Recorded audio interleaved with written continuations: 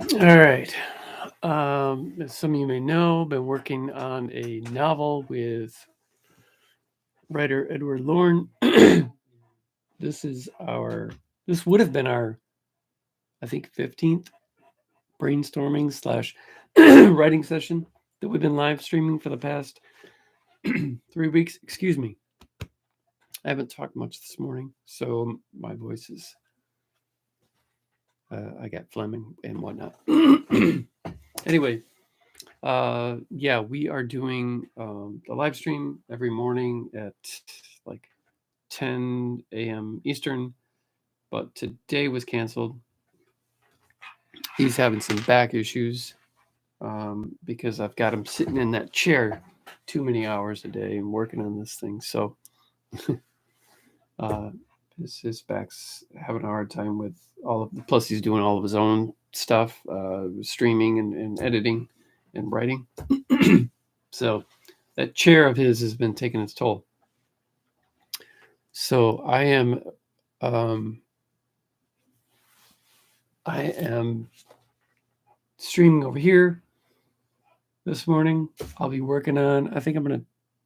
I don't know if I can share my. I don't think I can share my screen over here because I'm not using StreamYard, so I can't share my screen. But if someone has questions, then they can certainly pop in and ask away. Yeah, I don't think there's a way I can share my screen on here. So I'm looking just to make sure. I don't think there's edit. No. So you'll just have to pretend that you can see what I'm writing. But I'm here to answer any questions, to hang out. I know sometimes people come in here and like to talk books, music, movies, whatever. That's fine. Don't worry about distracting me. I'm fine. I could use the distraction, quite honestly. So, on a quick note, do have Final Guys is tonight. The podcast that I'm part of.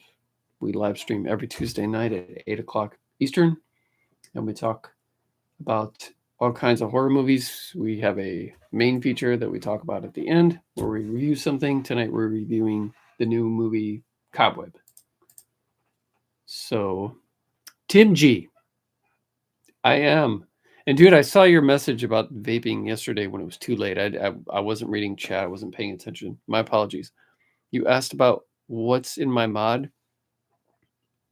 I'm not sure I know what you mean, but do you mean just like my flavor or something? Because I'm not one of these people who like get the um uh like the part understand the parts or anything. Yeah, the juice. I think that yesterday was red tobacco. I alternate between red tobacco and green apple. I don't like any of the real fruity stuff, and the green apple stuff that I get is very, very tame. You can barely taste the green apple. So that's what I've been cutting down, trying to over the last several months, keeping track of the little marker thing on how many hits I do each day. And I think on average, when I decided to try to cut down, I was at like 100 and between 120, 130 a day. And over the months, I'm down to like disciplining myself to no more than 65 is where I'm at right now. So I've pretty much cut it in half. I want to quit. It's stupid to start smoking again in the first place, but at least it's the vape, I guess, and not cigarettes anymore. So, but to help with that, I often leave my vape outside the office, or if I'm in the bedroom reading or something, sometimes I'll leave it in another room so that I have to get up and go get. Actually, my vape is in the other room right now. It helps. So yes, I am flying solo today. He's got a bad back. It's giving him some grief right now. I haven't talked to him today, but I did talk to him last night. So I'm waiting to hear back to see how he's feeling.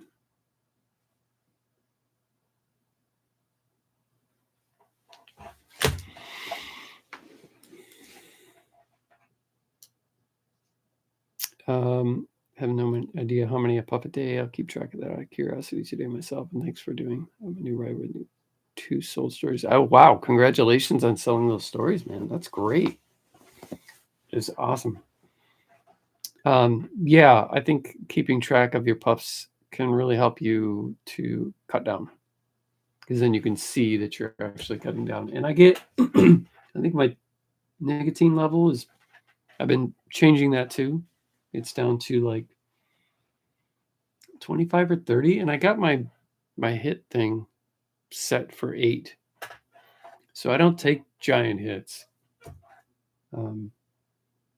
I just hit it like I would a cigarette, and I get plenty out of that. But yeah, it's set pretty low.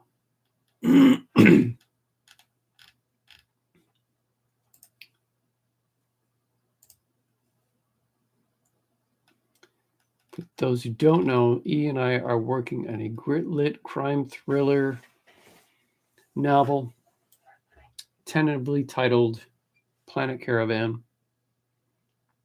Don't know if we're going to keep the title or not yet. Seems like maybe we are.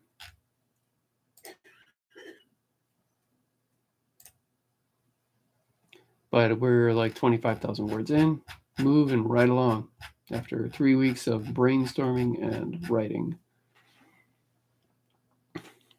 Sabbath, yes, Sabbath indeed. One of my favorite Sabbath songs, actually.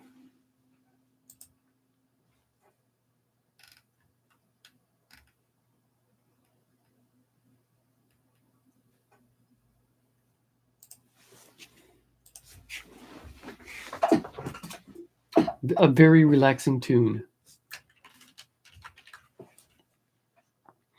So would you say working with E on this has been pretty easy then?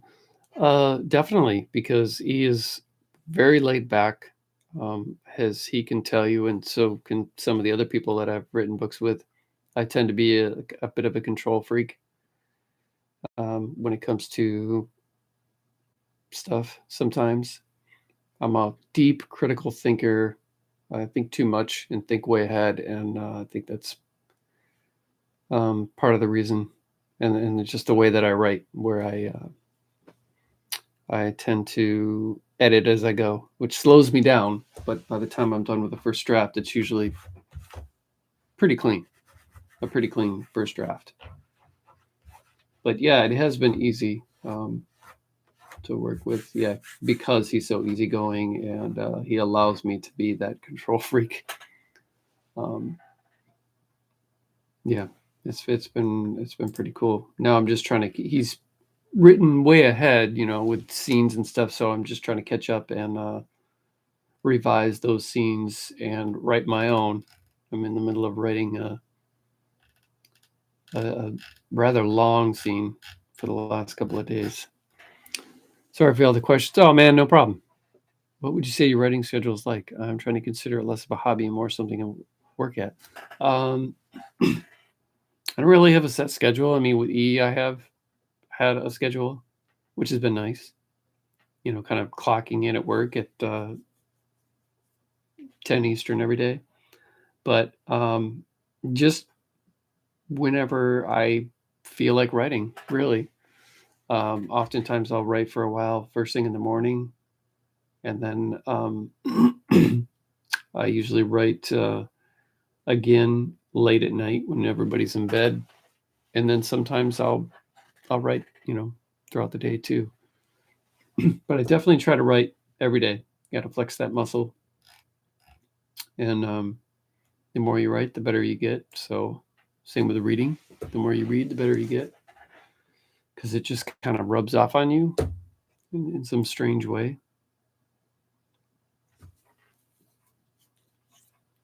But yeah, I wish I had a schedule, and I suppose I could come up with one and just be disciplined about it. But I am not as of yet. I need to grab my baby. I'll be right back.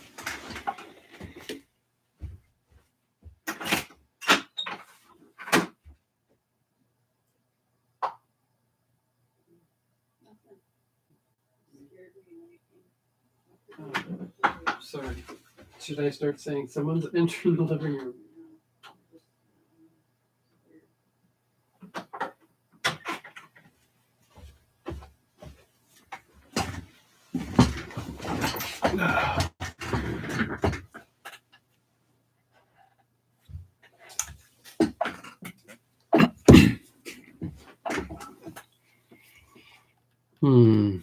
I'm not sure whether to split this into a different chapter. I think I should.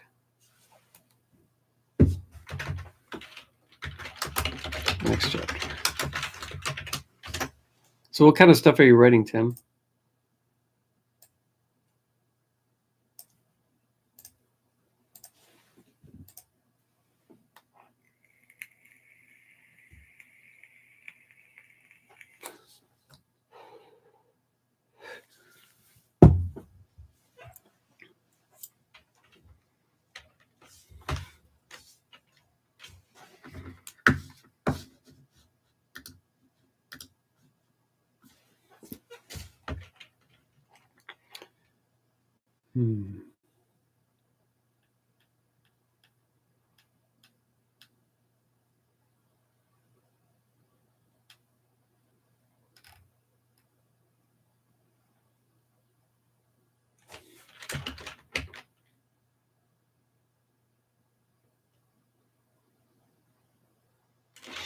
Horror for the most part, though I like all speculative fiction. I tend to like the more weird cosmic stuff.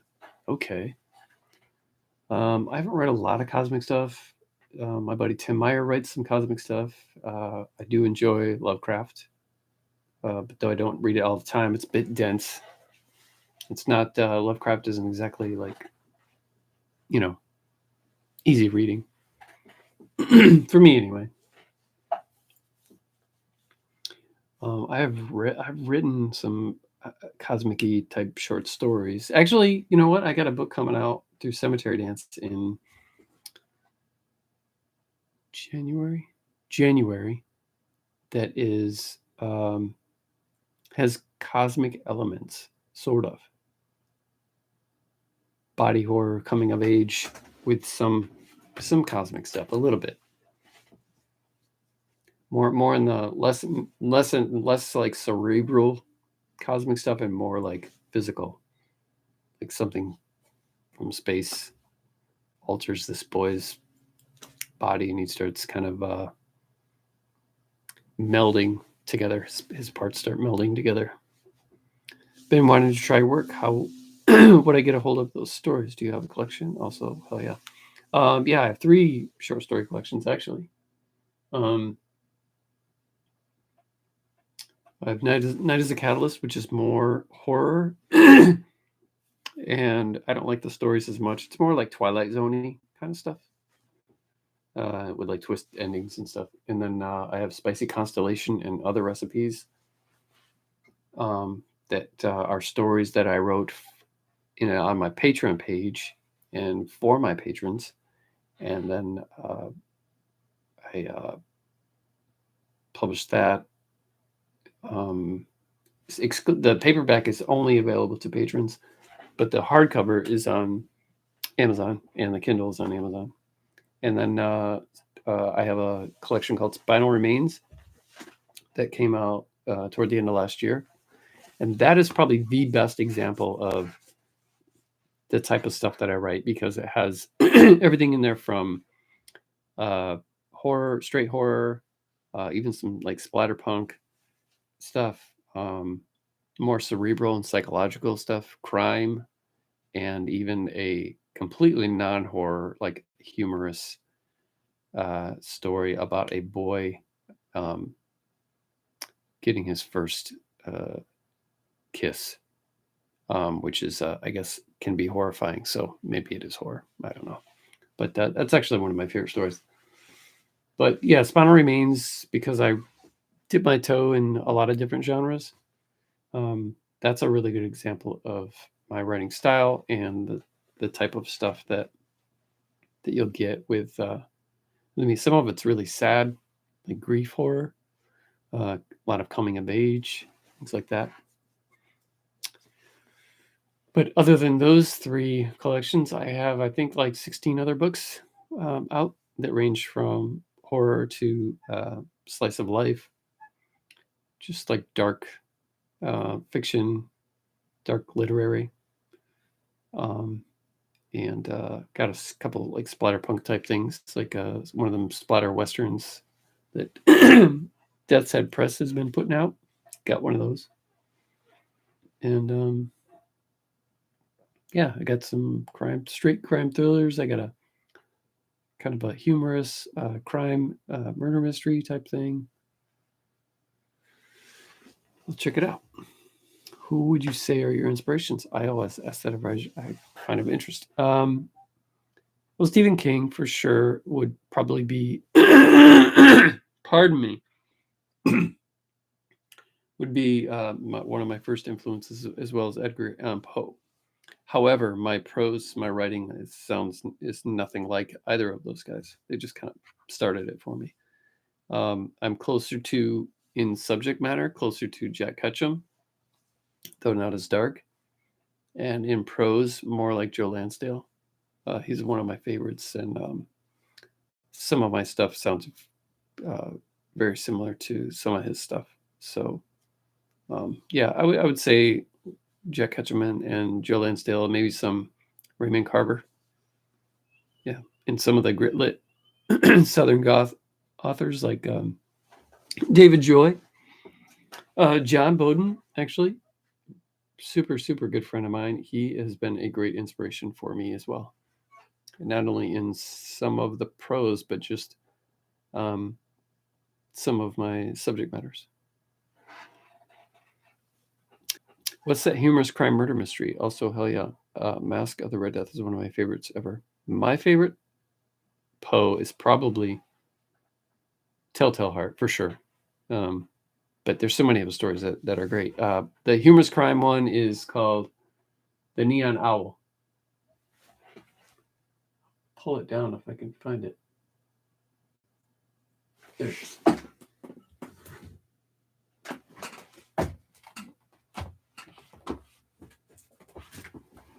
This one right here.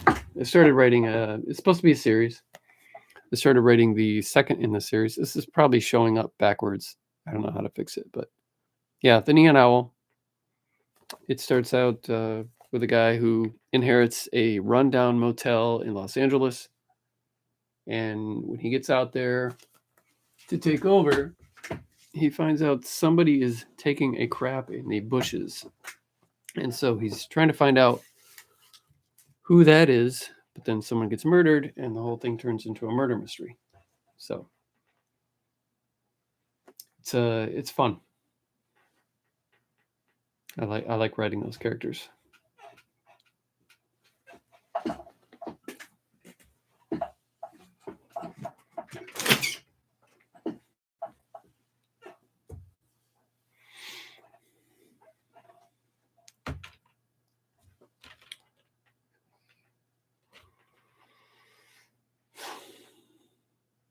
Cassie, is that you? I think I only recognize that from your Twitter handle and your picture. How are you doing? It's good to see you.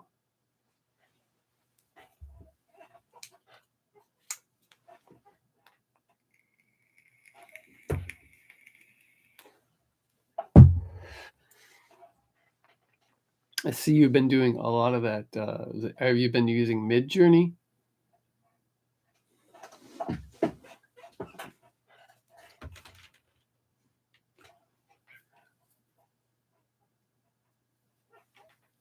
See you post a lot of AI art. Some of that stuff can be fun to mess around with, and it's just crazy how good some of that art is.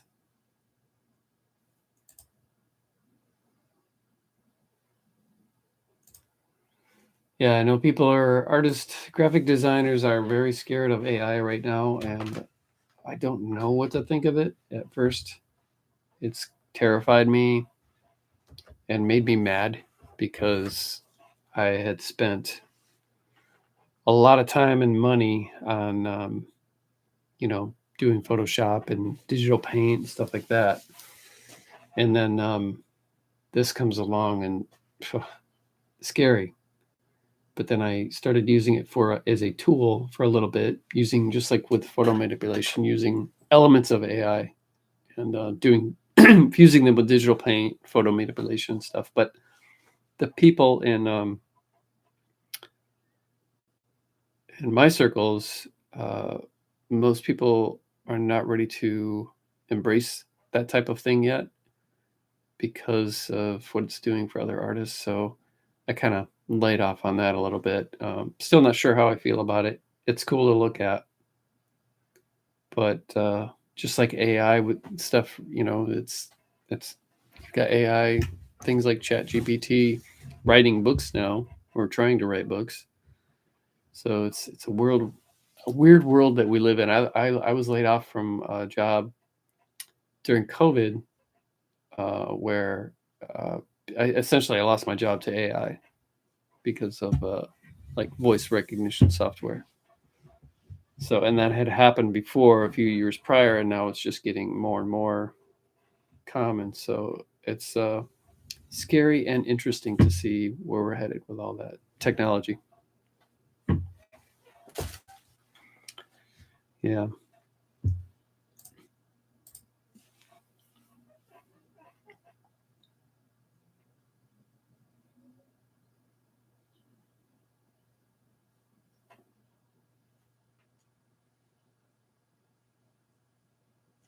So hoping to hear E must be sleeping. We're not near his phone to find out how he's feeling.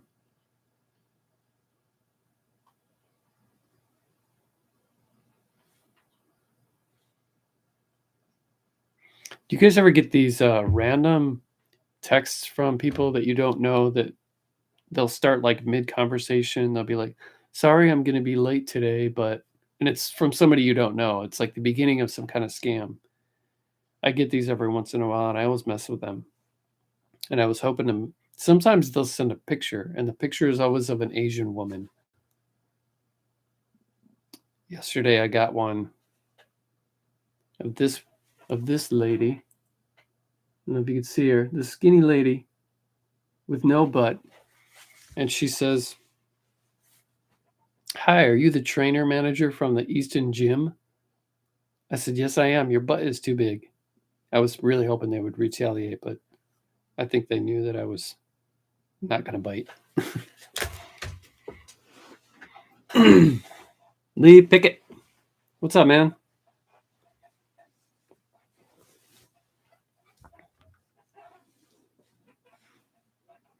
How are you doing? What have you been reading, Lee? What have you been writing?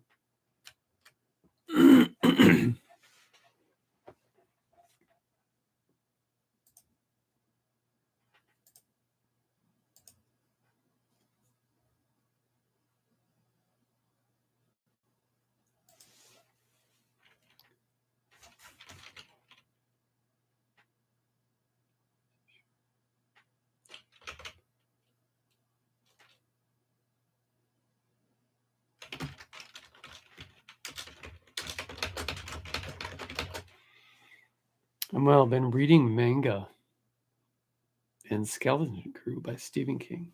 I don't know that I've read all of Skeleton Crew. I think I read a lot of it. Is that the one that has the mist at the beginning of it? Because I think maybe I read the whole thing except for the mist. I haven't read that yet. But I don't remember hardly any of the stories except for Survivor Type, which I liked that.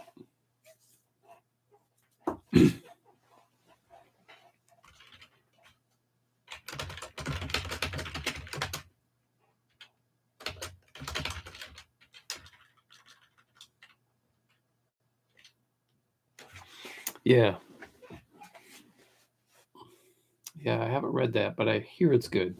And I hear the movie is very good too. I hear it's very sad.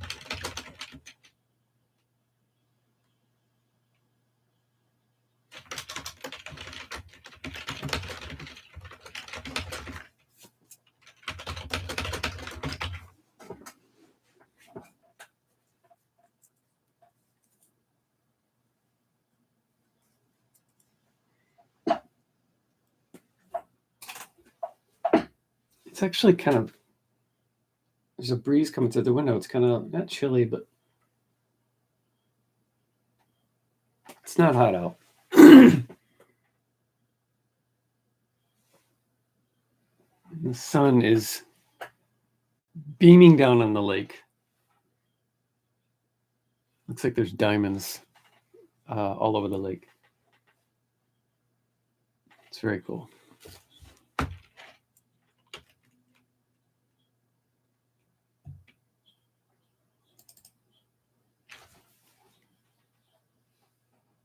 Where are you at? Where do you live now, Cassie?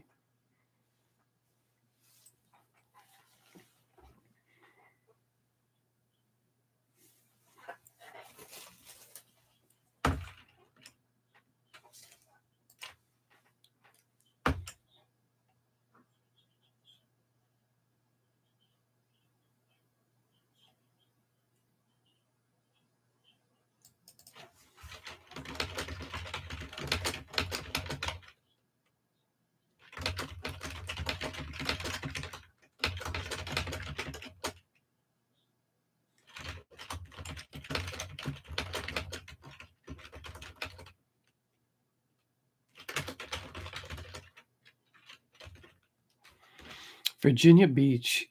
You know what? I wrote a few years, like what, 3 years ago. That was the place that had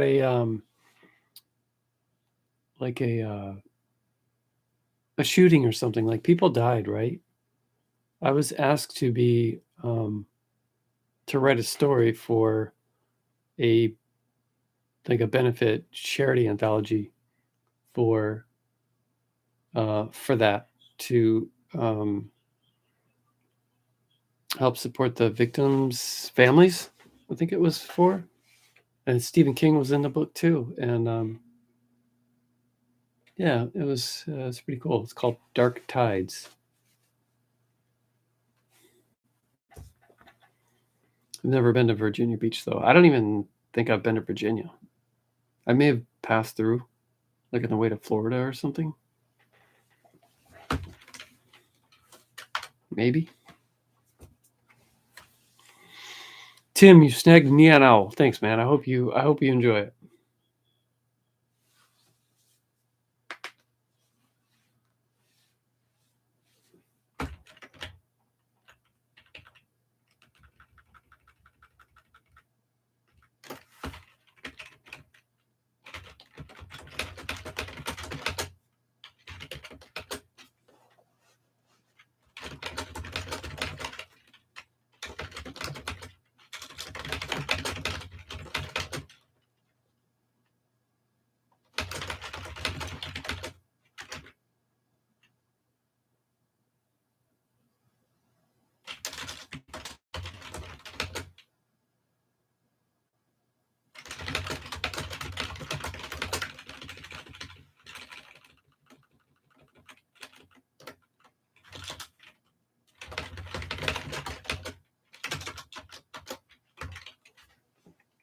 It's nice. Reminds me of the late 80s, early 90s BC. Really? I miss 1980s Battle Creek. I miss the world before the internet came along. Lots of things to do. Cool. I'll bet they have a cool like music scene there and stuff. And they probably have isn't that like a touristy kind of thing for spring break too? And then a place for what did I do with my vape? Then a place for people to go hang out on their spring break. Or am I thinking of something else?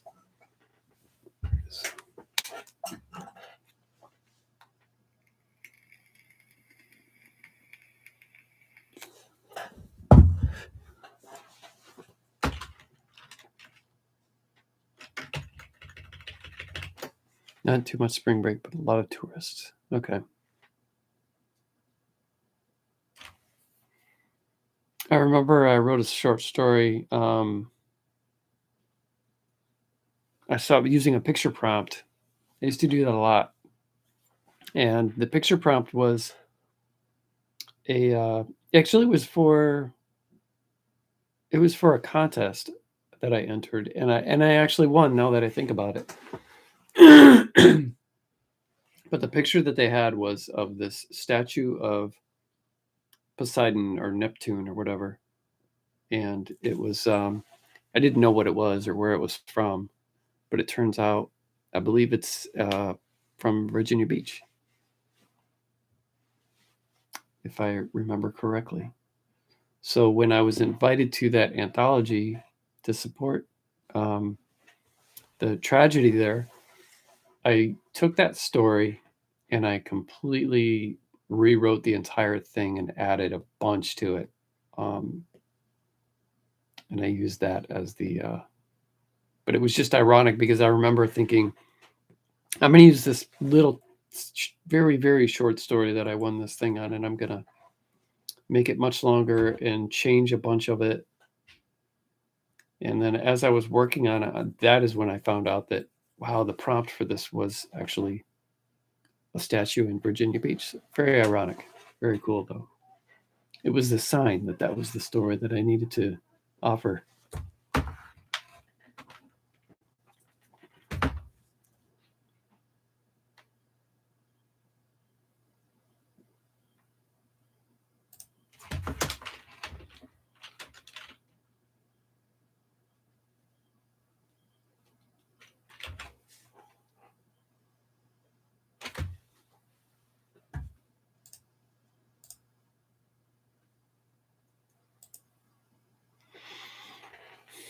Just finished the JoJo's Bizarre Adventure anime. And the show almost made me cry. I know an empty feeling in my belly. I don't know that I've even heard of that. JoJo's Bizarre Adventure. I haven't really watched any anime or read manga. And this, what's the guy's name? I read some manga recently. There's a hardcover book called Shivers or something.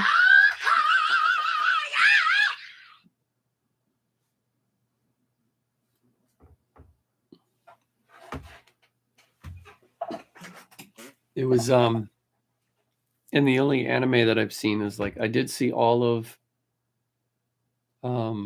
Avatar, which I enjoyed, and then I enjoyed what was that? Howl's Moving Castle and Princess Mononoke, which is really cool. But I'm just not a I don't haven't watched much of it or read much of it. I've been to see that statue. I think it's beside. Yeah, I think you're right. I think he's got a big trident. Alec Horowitz, thanks for stopping by, man.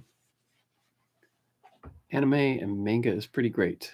I'm rereading Death Note right now. I have heard of Death Note. Is that the one with the dude with the big mouth? Yeah, that is. Yeah, Lee. That's the. Yeah, he wrote the Shivers book that I read. I read it because I bought it for one of my kids for Christmas, and before I wrapped it, I had been seeing people posting about it, and I was like, I might as well read this before I wrap it. And Studio, yeah. What's the other movie that not Howl's Moving Castle? There's another one. Man, what is that one? And it's not Princess Mononoke. Spirited Away, I think is the name. Yeah. That was good. Spirited Away and Mononoke are the ones that I like the best. I think you'd like Skate the Infinity. What is Skate the Infinity?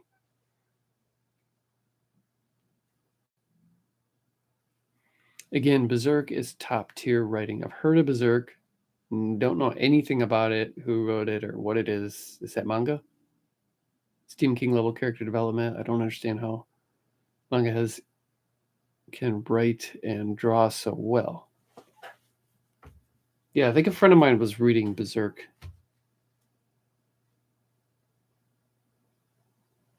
Just heard back from E.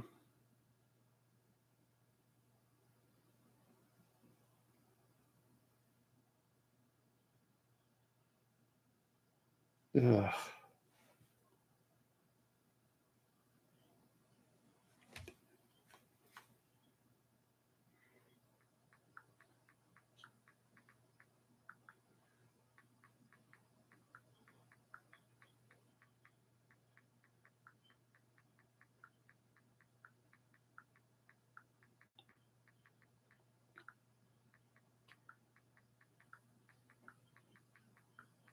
I'm just texting E back real quick.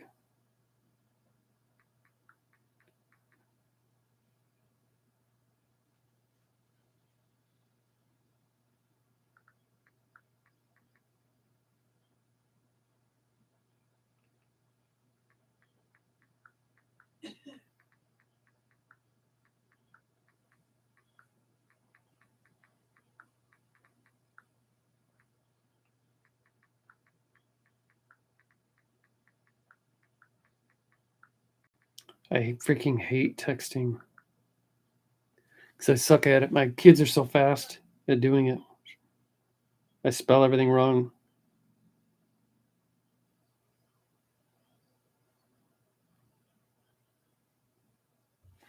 Okay. Skateboarder guy's coming of age story. Very colorful anime. Really? I'm going to Google it right now. What was it called? Skate something. Skate the Infinity.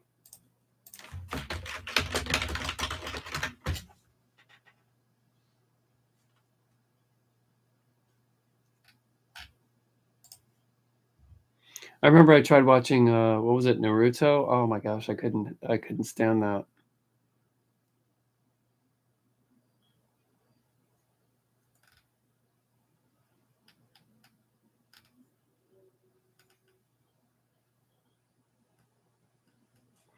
Is Skate the Infinity streaming somewhere?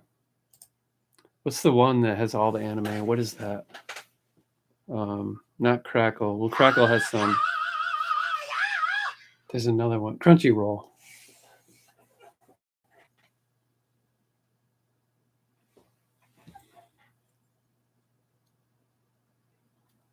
Yeah, it looks like it's on Crunchyroll.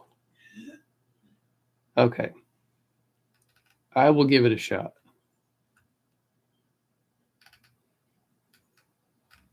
If I like it, I will be surprised. Just because I can be a snob when it comes to stuff sometimes. And there's something about the animation in anime that I don't really care for. That's why I'm kind of picky with the ones that I do like.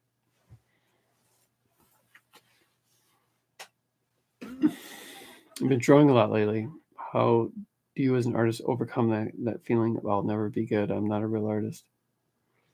Uh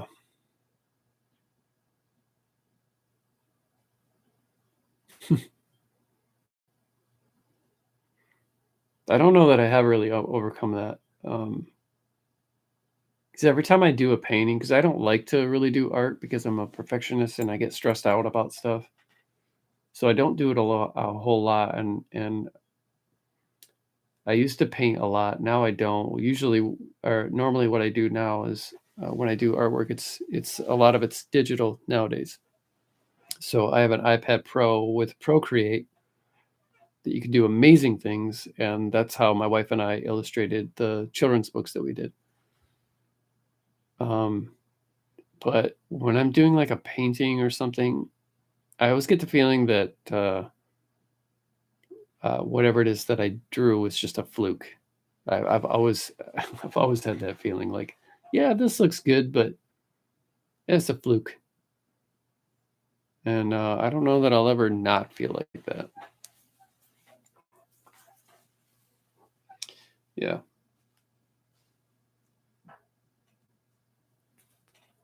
Um, it's just something you got to ignore, I guess. Imposter syndrome.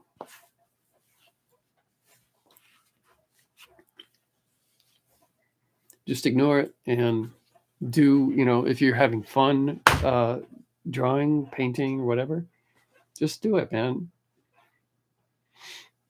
I thought the animation was top tier. Same. I always feel like my good drawings are flukes. Yeah. I think every artist feels that way. Yeah. I don't feel that way so much with my writing, although I don't like to go back and read my own stuff because then I can always think of something I'd want to change or, do better. So, but yeah, when it comes to like artwork, I definitely feel like that. Like this one's a fluke and that one's a fluke. Matter of fact, I used to have some of my paintings hanging up, and now I don't even. I don't have any of them hanging up anymore. I got bored of looking at them. I've got a few. Actually, I still have a stack of some artwork that I had taken down and just haven't put away. I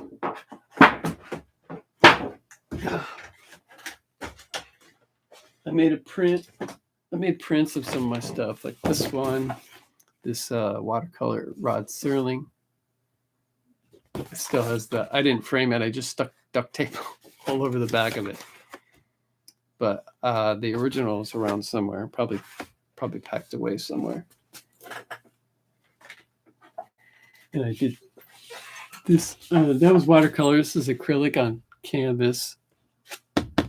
Big old canvas. I don't have this hanging anymore either. I might hang it back up though. Got a couple of others over there that I had hanging up, and I might put them back up. I don't know. I just get tired of looking at my own artwork. Sometimes I hate my drawings and want to quit altogether because I feel like I'm wasting my time. Well, dude, you're young. So if I were you, I would keep at it and maybe consider taking the things that you've learned, like with anatomy or just the stuff that you're good at, and start doing, incorporating it digitally somehow if you can, or even if you can't right now. I would encourage you to continue doing what you're doing. You're only going to get better. The more you draw, you're only going to get better. I don't think it's a waste of time at all. I do something, and when it comes to presenting it, I choke. Never sees the light of day. Oh, that's sad. Don't do that.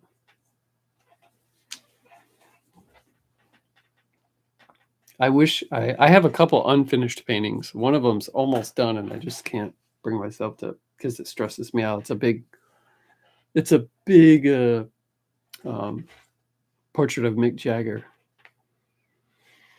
and it's almost done. But yeah, I don't know that I have the room to hang it in my house anymore. I've got a lot of different stuff hanging up. My wife's an artist, and we have a lot of her stuff hanging up. She's done some really cool pencil drawings and lots of watercolor stuff. Thanks. Yeah, I keep having to. Man, there's a little heart on the chat that covers up some of the words, and it's driving me crazy, and I don't know how to get rid of this heart. It's new that YouTube has done. Keep having to tell myself that. I guess that's why I haven't quit. Yeah, dude, don't quit. I mean, what's the benefit of quitting?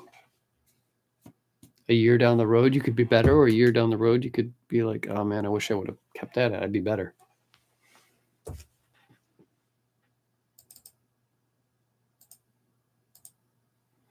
I always think about that. Like, you're always going to have to answer to yourself. Like I said, like a year down the road, like where you're at with something like that. Will you have that book finished? Will you be better artist? Will you have, I don't know, your garage cleaned out during spring cleaning? And then you will, you're never going to regret like pursuing that. But you might regret not doing it. I figure it's packed away, and my kid or grandkids will see it, deal with it after I'm gone. Yeah.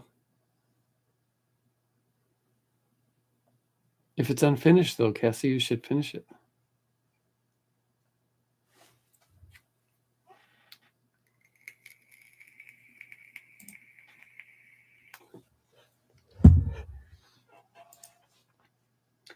Unless you're just bored with it.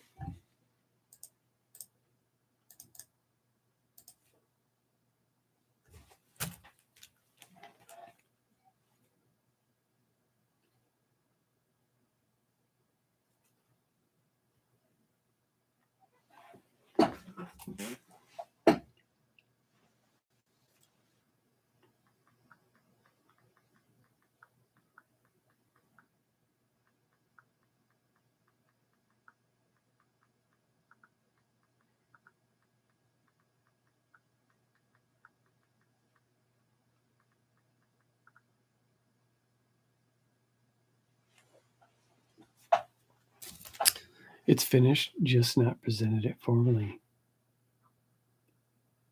Is it because you don't like it? Are you afraid of like, what others might say about it?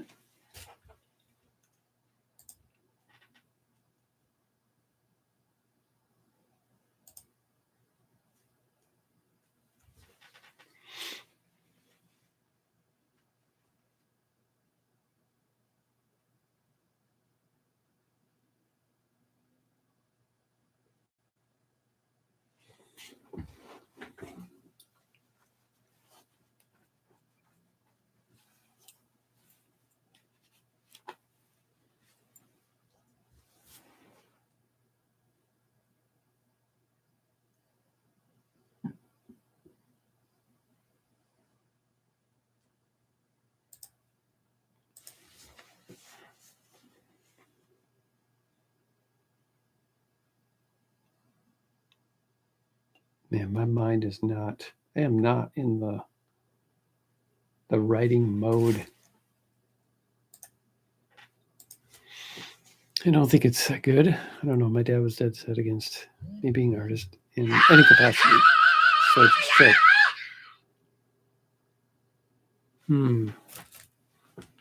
Well, I hate to see you. If you enjoy doing that stuff, I hate to hear anybody not doing something they enjoy.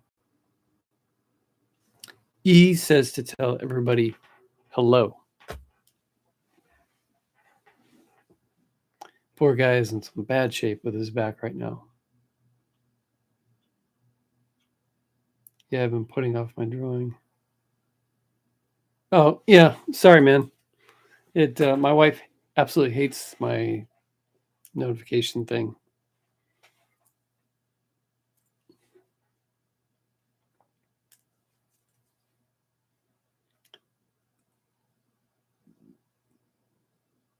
She hates it.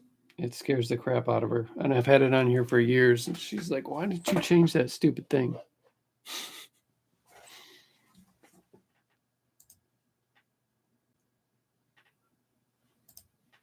Yeah, it kind of startles me sometimes. You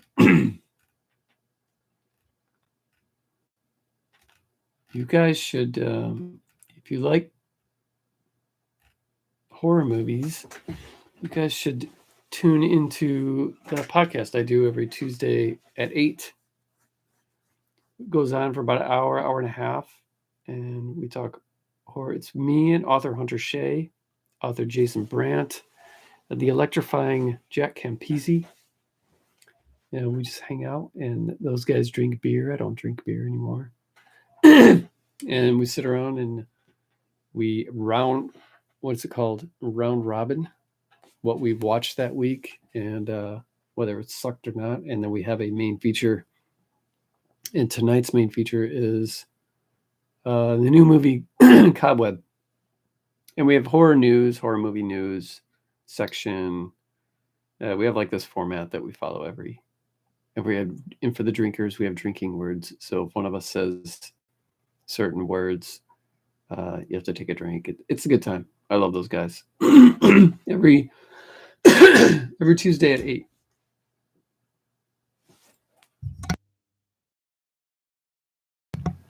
Eastern.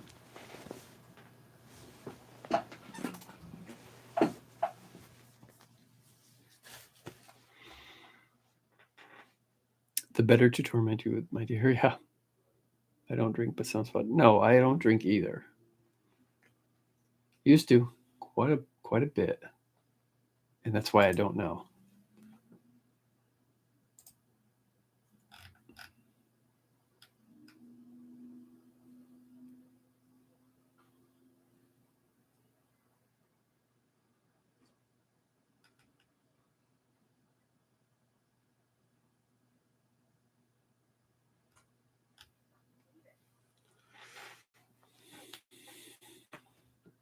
Mm-hmm.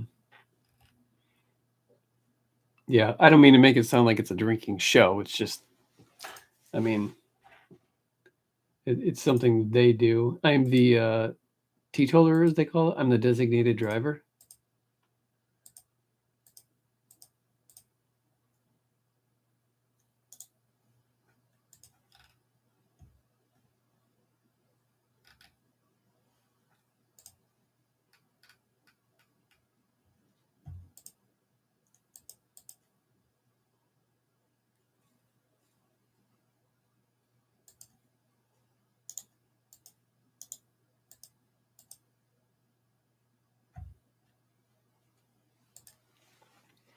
I can enjoy people who drink, just can't drink myself. Yeah, I can enjoy them to a certain point. If you're acting a fool, I'm probably not going to want to hang out.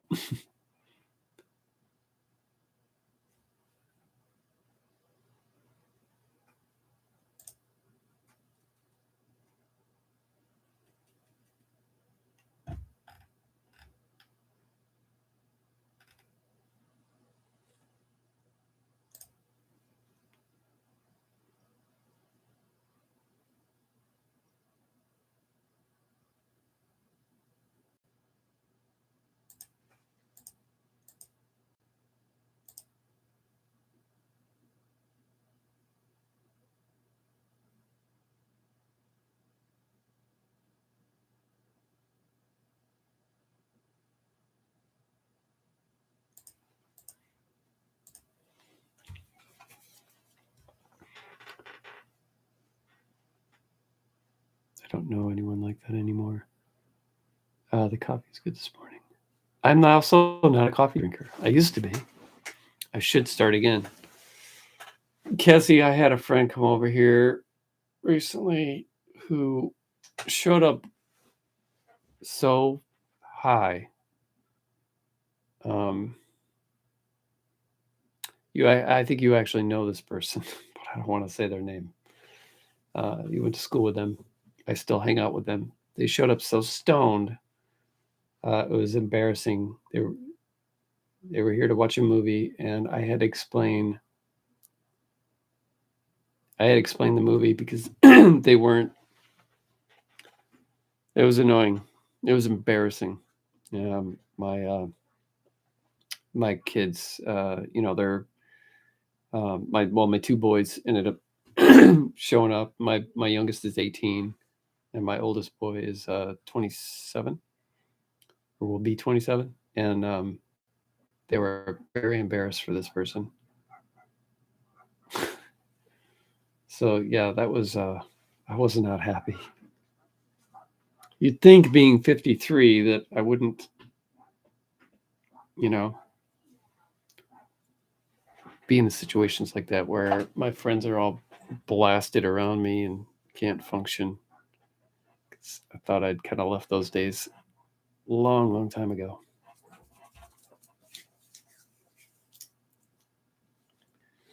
I am 50. Well, thank you, Lee. Yeah, I am 53.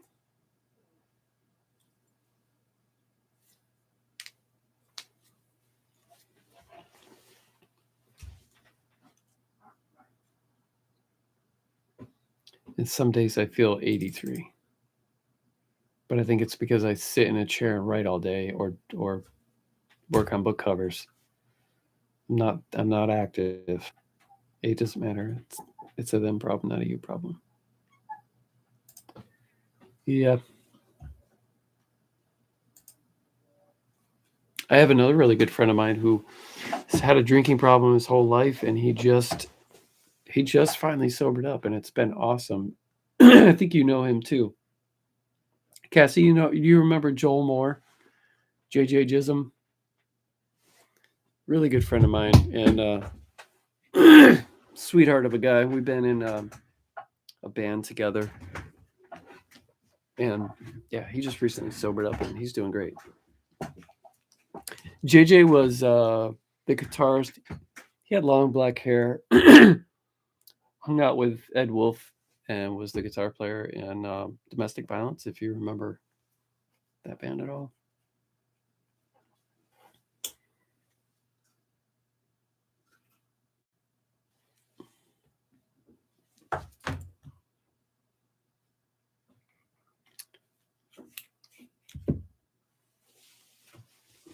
Yeah, Ed was my roommate for a while in '88,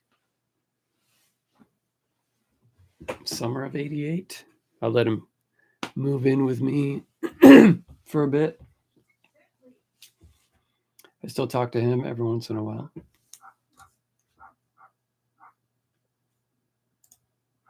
The guy has spent probably since 1988. He's probably only spent a total of maybe a decade out of prison. he just kept going back all the time. I had a stroke 12 years ago. My memory is spotty, at least, or at best. Oh, man. I'm sorry. It is rough. Well, I hope that everything else is fully recovered and that you're doing great.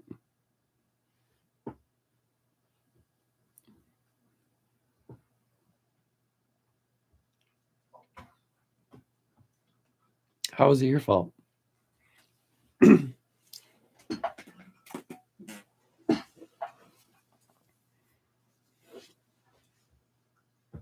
I mean, you don't have to say why. Don't.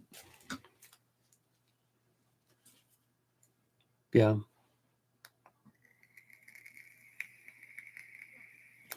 Well, I'm sorry, and I'm glad that you're still around.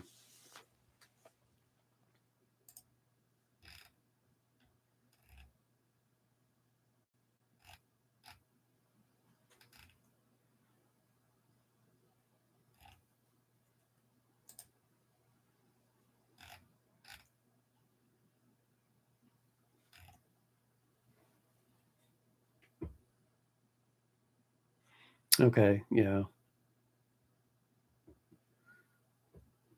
I started that stuff young when I was 12. So by the time I ended up quitting all of that fairly early. Um, I went through rehab when I was 16, and I had quit for good by the time I was almost 19. Like I haven't even so much as smoked a joint since I was 19. Drinking was a little bit tougher for me to stop, but I haven't drank in. I was sober for 10 years, and then I started drinking like casually, um, and then casually turned into not so casually. So I stopped again, and I think it's been about 10 or 12 years again. I envy people who can, just like my oldest boy. He comes over here and he drinks a beer, and he's fine. It's not like I'm some crazy fiend, but it's just like I have a hard time just stopping. I'd rather have a six pack or more than just a couple. I didn't get sober until my dad died in 2003.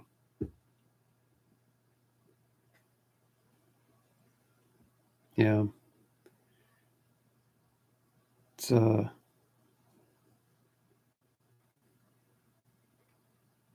don't know. I don't know. It's just one of the it's I still have friends that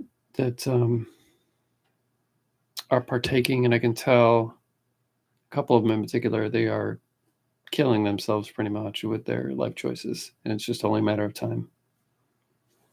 It's sad. I feel blessed that I was able to get out of that, fairly early. Now I only take what the doc tells me to take.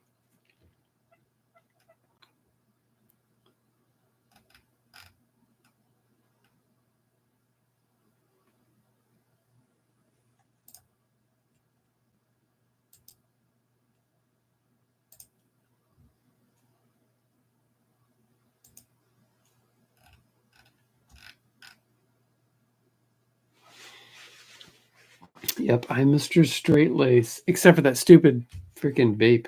Oh my gosh, I hate that thing. I need to be rid of it for good.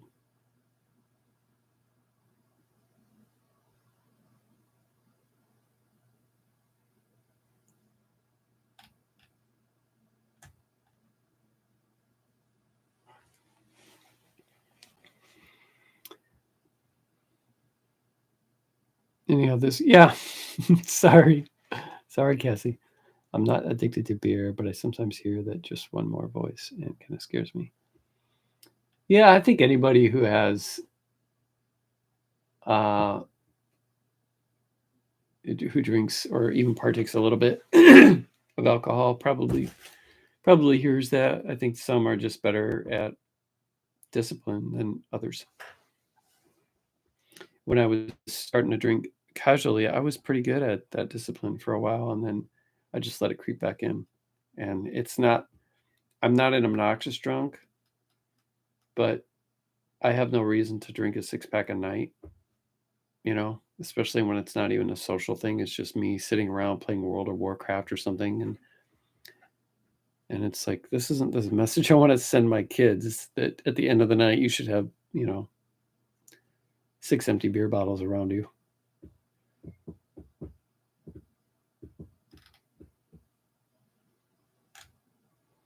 Yeah, my daughter actually liked it when I drank, because I'm kind of a happy drunk. Not that I'm grumpy or anything, but I think because she's the oldest, she would notice I seem to be in a better mood.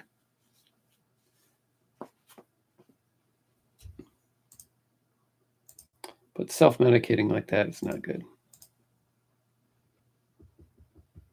Not for me.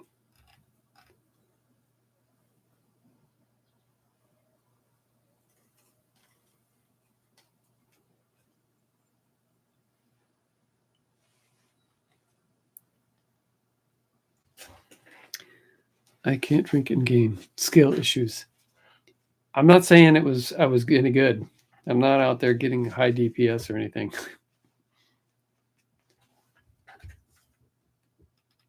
This was back when I was I was very addicted to World of Warcraft.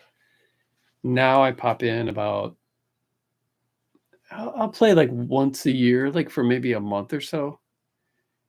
And because I miss games like that, you kind of miss the terrain. You miss like it almost feels like going back to your hometown, sort of, for a little while, and then once you've stayed there for a bit, you're like, okay, I'm ready to be done. That was fun.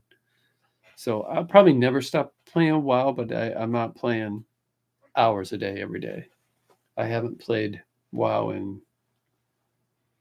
I think I dinked around for like a few days, like a couple months ago, and I might do that again before the year's up, because I know they're going to have hardcore servers, which is when you die, you die.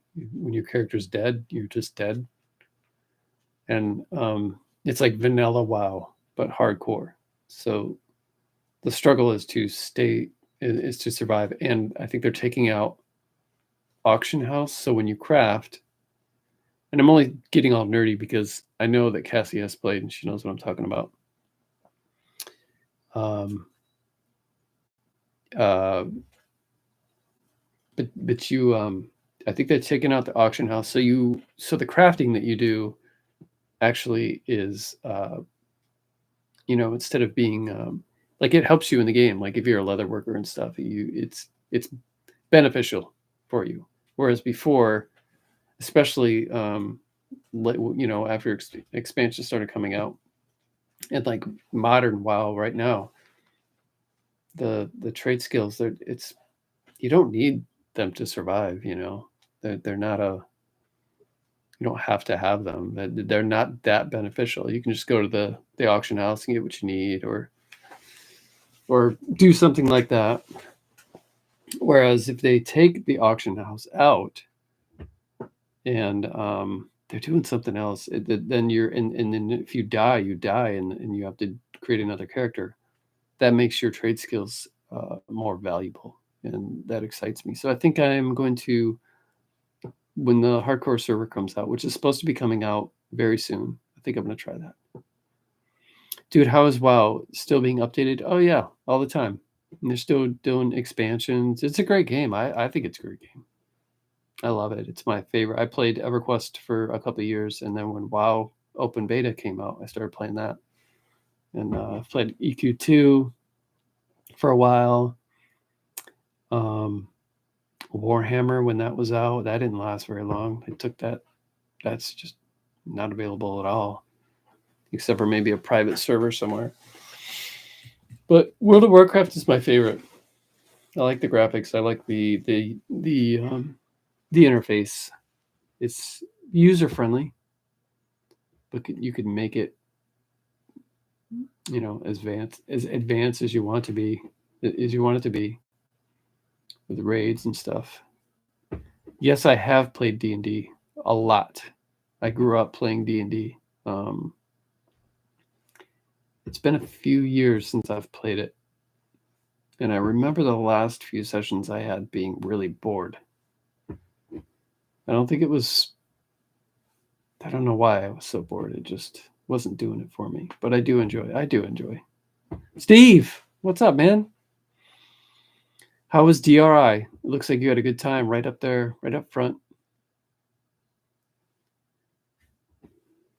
EQ is my hook. Yeah, EQ.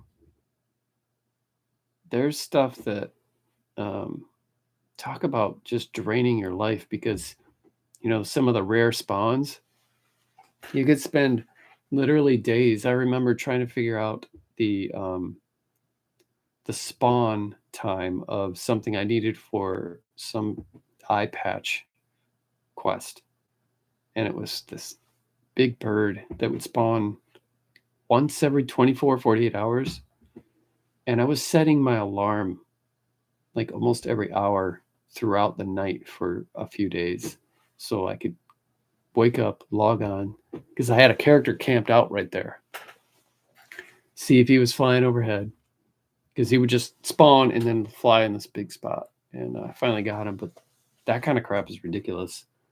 Plus, when I was playing EQ, they didn't have like quest log stuff, so you had to write all this stuff down. It was not very user friendly. Quillmain was a biatch. Finished Broad Street. Kinky for you. Great book, man. Thanks, Steve. Yeah, kinky. Yeah, it's yeah. It's got some dirty stuff in there. At its heart, it's a murder mystery, I guess, with lots of slice of life.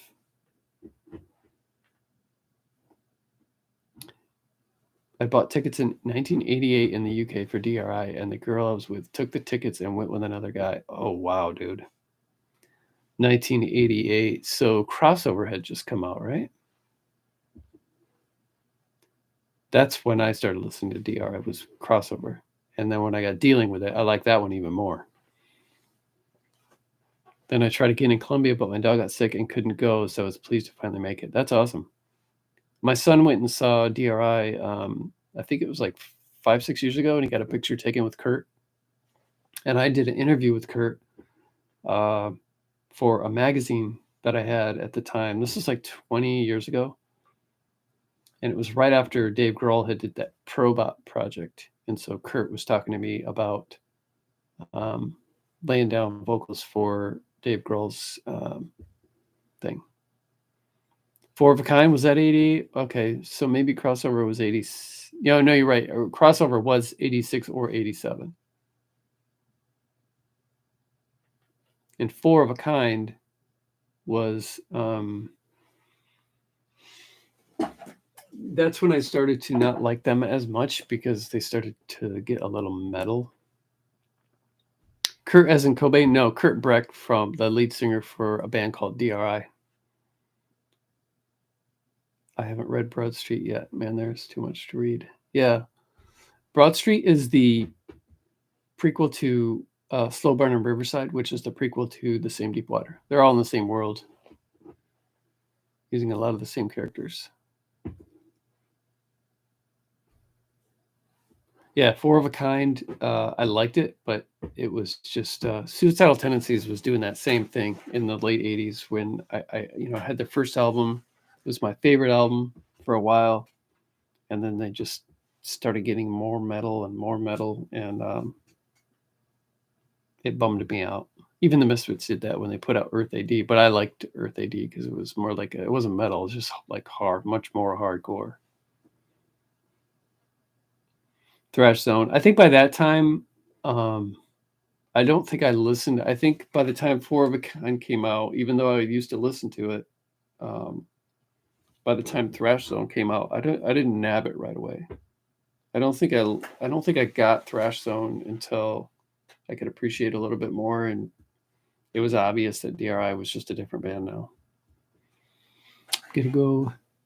Man, thanks for stopping by and chatting, Cassie. It was great talking to you. I hope you have a great week.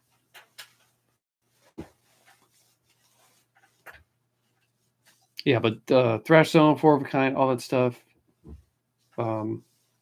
Yeah, I still love all that stuff. My go-to will always be Dealing with It, and then Crossover. Love Dealing with It.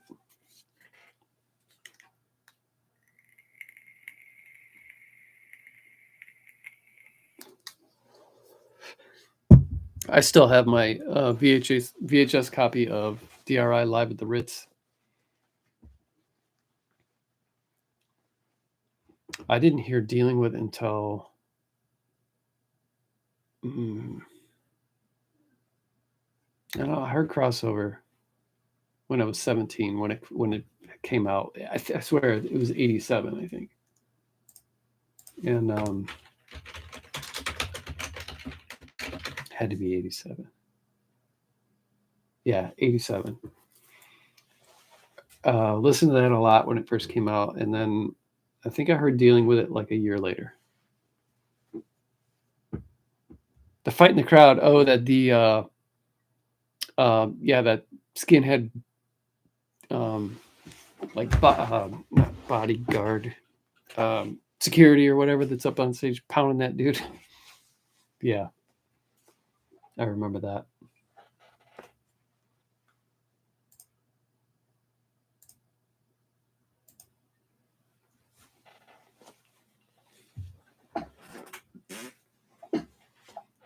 DRI.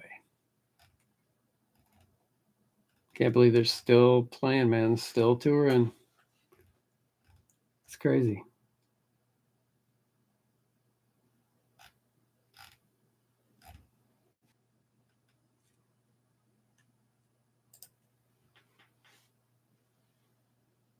Bouncer was in another Ritz video. Yeah, Spike did. He did go through cancer. That was, I can't remember what kind it was. Prostate or something, maybe. Yeah, that was like maybe 5 years ago or something. But he snapped back. He looks older. But yeah, maybe that was it. Stomach or bowel.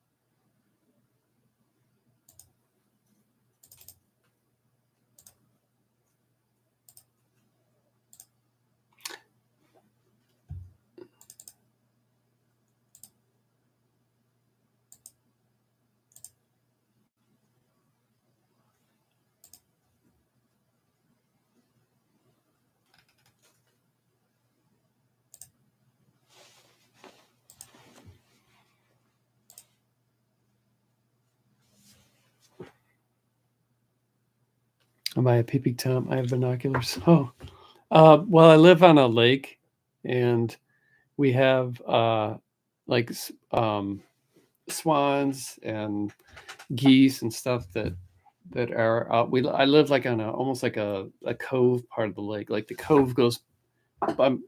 My office is on like the corner of the house, so this window faces like the cove part.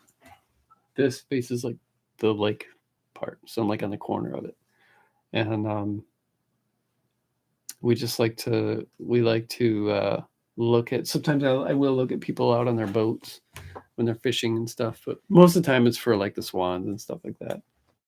My wife loves it, and I go, "There's a swan out here," because this is the best view of that area from this side of the house.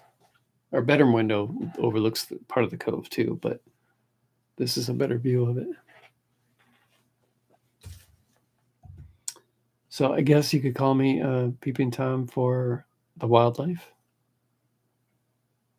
It's just I just have them out, and one time right across the cove, somebody's garage was on fire and stuff like that. Man, if you got a pair of binoculars, you want to get a better look. But there would be nothing to peep at around here. I can't see in anybody's windows. Now, if I had a telescope, I could see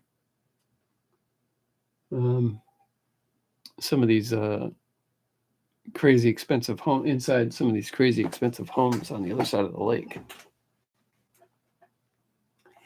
The house across from us in the cove here is like, I think it's like a $3 million home or something. It's crazy huge. That'd be cool to get a telescope and look at them windows, see what kind of shenanigans they've got going on with all that money.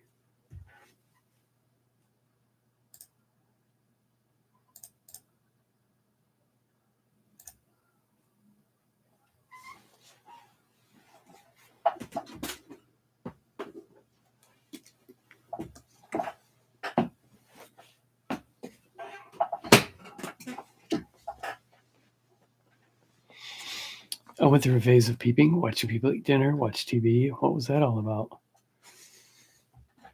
Loneliness? Were you lonely? That could have something to do with it. I do like to people watch. When I was younger, like in my late teens, I used to go to the mall a lot, me and my friends, and we would just sit there and hang out and smoke cigarettes. That's how far back it was. You could smoke in there. And just watch the chicks walk by and just watch people shop, observe. I still, to an extent, I still like doing that. I don't know that I watch people eat dinner, but remember when you were kids and you reversed them, not going to try to walk around the house. I do remember reversing the binoculars and thinking it was funny, but I don't know that I tried to walk around with them like that. It's funny.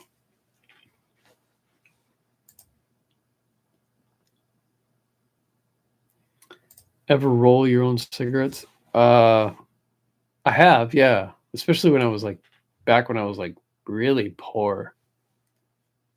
Like or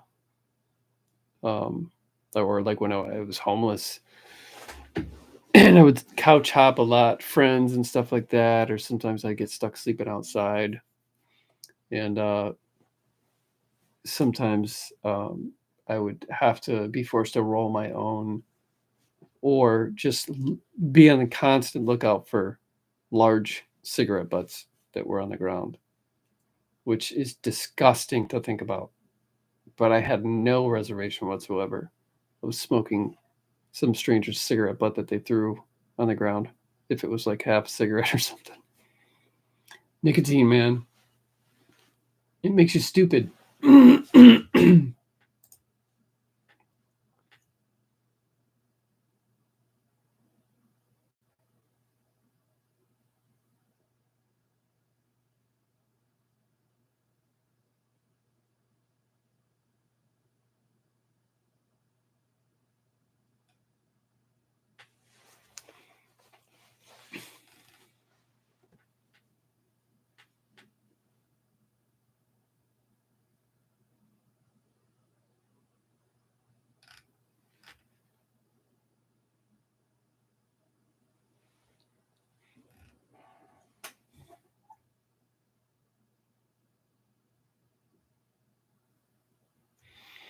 I'm surprised you read Hunter's cryptic novel. So not you. Yeah, you're right. But I love the guy, and it was short. It's a short book, you know. And have you read it, Steve?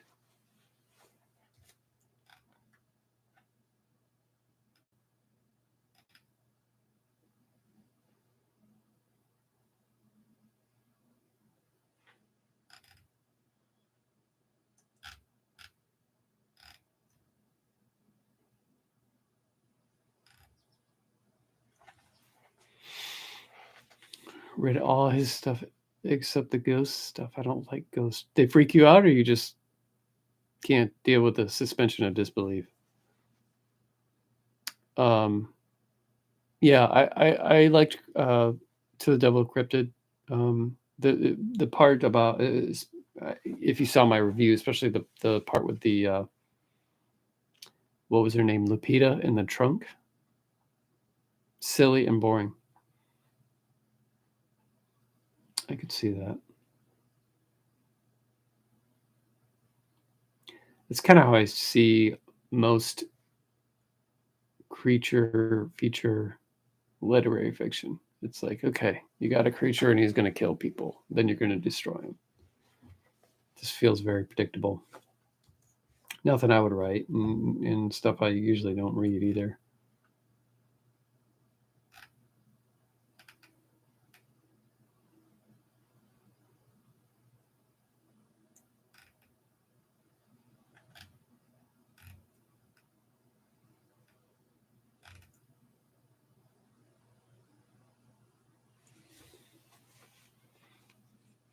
I find comfort and predictable sometimes. You know what? I think you and the majority of people do.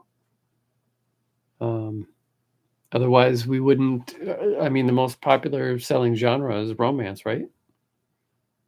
The rules to romance is you 100% have to absolutely have a happily ever after. Um, you cannot have that unpredictability in a romance. So people like familiarity. The masses do. I, for one, am the complete opposite of that. Yeah, that's why I don't watch trailers and I don't read the backs of books. I don't even want to know what a book is about whatsoever. No, I want to write a romance. Well, the same deep water to you, or the same deep water as you, to me is my version of writing a romance, but it's also a horrible tragedy in more ways than one. So I guess that's my romance, but it could never be classified as such.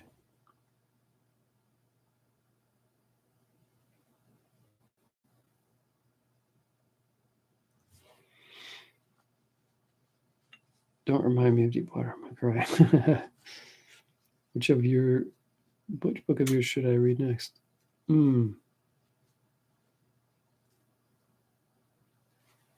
don't know, Steve. It depends on what what you're looking for. I've got that new splatter western. If you like if you think Ed Gein is cool and you like Joe Lansdale, that might be the perfect combo right there. Because I drew inspiration for both Ed Gein and Leon the Professional, the movie, as well as Joe Lansdale.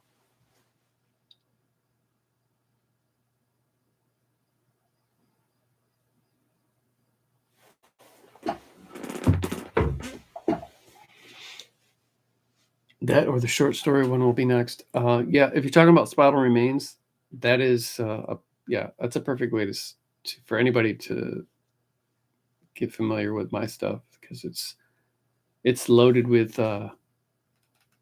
um, everything that I do. Humorous, crime, splatterpunk, psychological, coming of age, dark literary. Kind of covers all of that stuff. Bro, that nonfiction book Deviant about Ed Gein is like the scariest book I've ever read.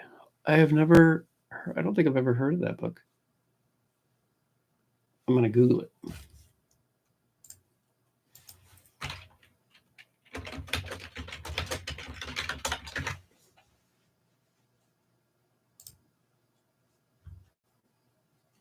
The Shocking True Story of Ed Gein, the Original Psycho.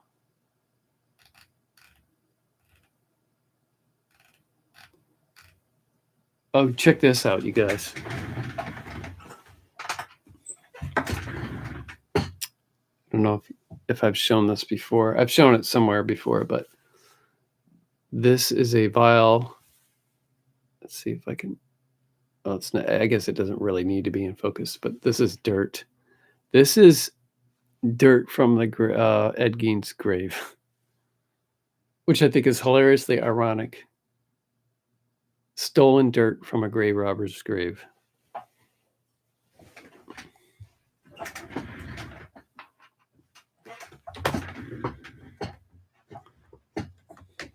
People keep saying he was a serial killer. Yeah, he killed what, one person?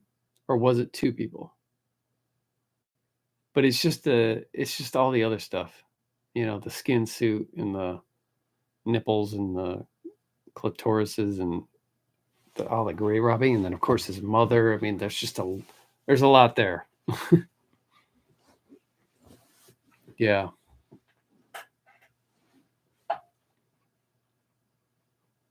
I did a review for Cemetery Dance of a graphic novel of the whole Ed Gein story, and I can't remember what the book is called, but it was cool. It was very cool. Talked about his relationship with his brother, relationship with his mom, and then it went all the way up to his arrest. What is the book called? What Have You Done, Ed, or something like that? Like what Eddie Gein done? Yeah, yeah. I reviewed that for Cemetery Dance, and yeah, it was good, man. The artwork was good. Just the whole feel of had like this kind of the artwork was like from what I remember, it was like all like gray tones, but not black and white. Like a had this 50s kind of aesthetic to it, I guess. Yeah. I know that movie Deranged is pretty spot on with the retelling of everything that happened. I think that's like um, from what I remember, they really really stay close to like what actually happened.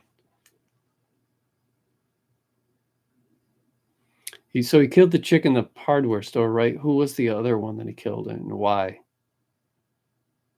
I can't remember. And how far apart were those murders? I can't remember. A bartender? Okay.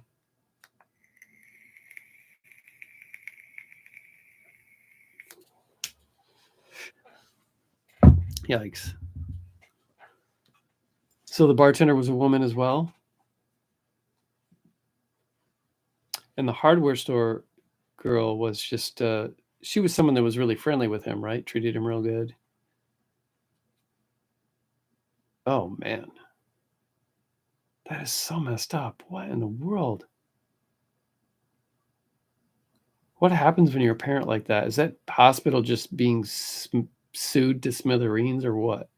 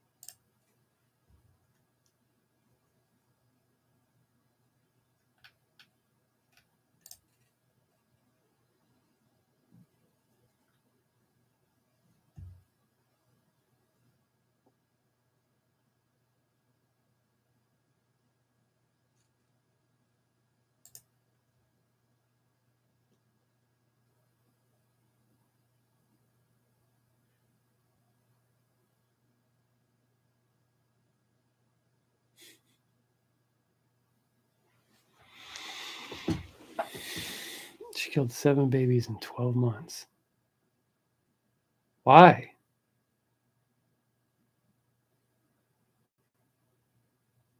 Dang.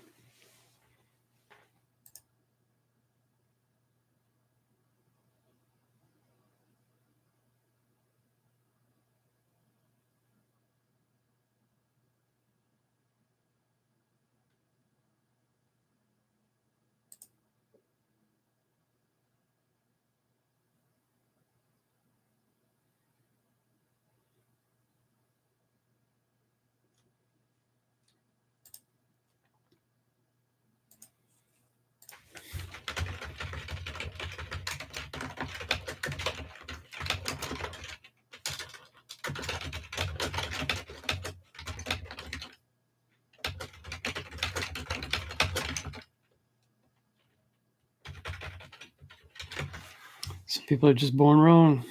Attempted 6 more. What kind of person? I mean, what did she get out of that? Dang. That is morbid. It's seriously morbid.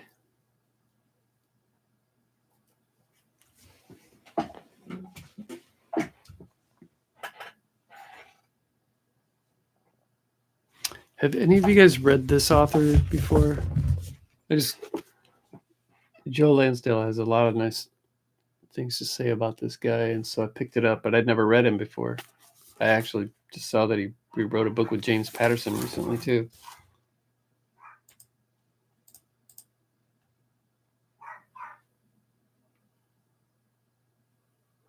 She had a diary saying, "I did these things, I'm evil." Jeez. Yeah, Lee, I'd never heard of him either.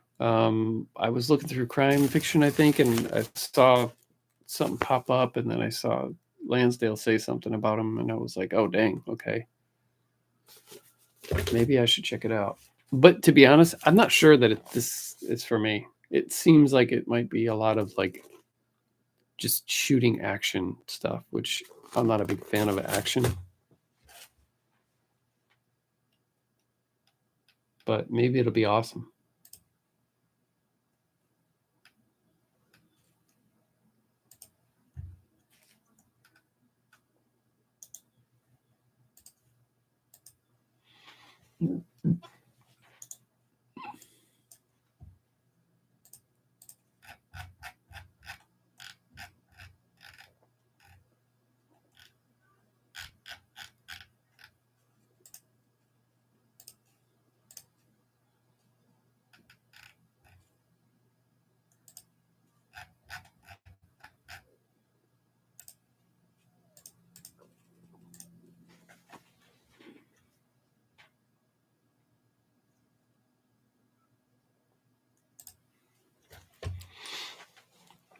You love horror movies, but not horror novels, maybe? I do like horror novels, but I will be honest. I am maybe tiring of horror literature recently. Maybe it's because I've read a lot of bad stuff recently, small press and independently published stuff. And but I am reading a horror novel right now by an author named C.S. Humble called Massacre at Yellow Hill, I think it's what it's called. It's a Western, and man, it is really well written, and the characterization is just good. And I'm enjoying that. I'm also reading Stephen King's Duma Key, which I don't know the first thing about. I don't know what it's about at all. I mean, I'm only 60 pages into it, but that's the way I like going into books, not knowing anything about them. Same with movies. I just enjoy them more. And but I just enjoy dark literary stuff, and well, you guys know. I mean, you can tell, but by just the stuff that I read and write, and but especially I've really been enjoying like grit lit and Southern Goth stuff, and but I don't know. I mean, I also like just kind of charming. Like I read a book a few months ago called Mary Jane. It's a coming of age book about a girl, 14-year-old girl, 13 or 14-year-old girl who becomes like a nanny for this psychologist and his wife, um, cleaning the house, babysitting their daughter, cooking their meals. And it's just about her. And then the psychologist has a rock star and his movie star wife move in to get him off from drugs. And it's just this culture shock where this 14-year-old girl goes from living in a very snobby wasp like family to staying with this more laid back free spirited family. And that's all it is. There's no horror or anything, and I really enjoyed it. It kind of reminded me of the best book I read 2 years ago was The Secret Life of Bees, coming of age, about a girl living with some uh, black women, and just again, like kind of a culture shock thing for her, and learning their ways and stuff like that. So um, yeah, see, I get a kick out of more about character studies and things like that than I do like shoot 'em ups and stuff like that. Anyone ever say you look like Tom Petty? Oh my gosh, no, I have never heard that. That's horrible. Thanks, Lee. Anyway, S.A. Cosby seems right in your wheelhouse. I started one of his books. I'm not sure why I didn't finish it. I was enjoying it. Um, I think I just wanted to kind of get a sample of it. But I do own like 3 or 4 of S.A. Cosby's books. Um, Chad looks like the robot from Werewolf by Night. Are you referring to that movie that somebody watched on Final Guys? Yeah. The Tom Petty thing. Wow, no, I definitely have never heard of that. Tom Petty's got like a, right? With the lamb chops and stuff, or did have that. Ever read any Faulkner? No, I have not. Yeah, Tom Petty might be awesome, but I wouldn't call him exactly a handsome guy. Not to say that I'm Mr. Handsome, but I like to think I'm better looking than Tom Petty. No, I always get when I was younger in my teens, I got Axl Rose comparisons a lot back when Axl Rose was, skinny like me, and we kind of had the same hair. And then once Nirvana came out, I got Kurt Cobain comparisons constantly, and I still get those sometimes, especially if you look at older pictures of me.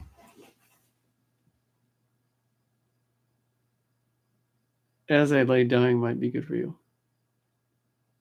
The band, or the is that a book? Which I want to say, I spoke to you briefly before as a black horror writer trying to make a space for himself and a metalhead. It seemed like a really chill, appreciable dude. Oh, thanks, man. Thank you. As a black horror writer and metalhead, I have one of my friends. He's a black guy, and we've been in 3 different bands together. He's a bass player, and that dude is extreme metalhead and punk rock. Just loves it all, but really loves the extreme metal stuff. And I just always thought that was so cool when I see someone that doesn't. Same thing with girls who are into, like, who skateboard or something, where they do something that's maybe different from the rest of their friends or their family, or outside of their supposed culture.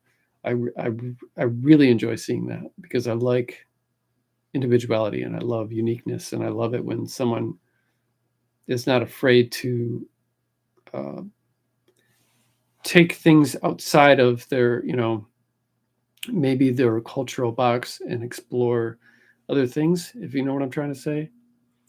Um, so I just think that's the greatest.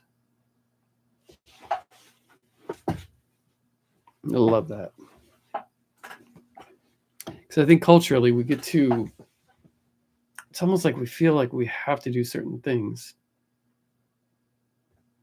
Um, and so when we explore other avenues, and are like, hey man, I like this thing, even though, skinny white dudes with long hair don't normally like this thing. I appreciate when people do that. I got a lot of respect for them.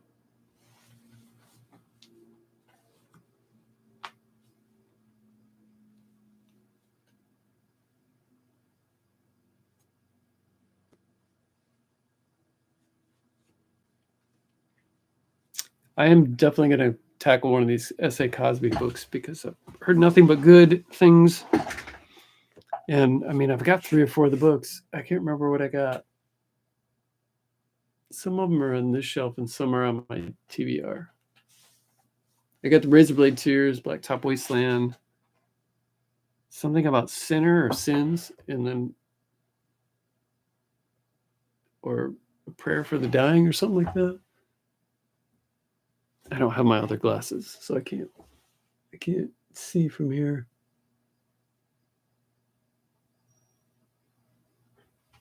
Yeah, I don't remember.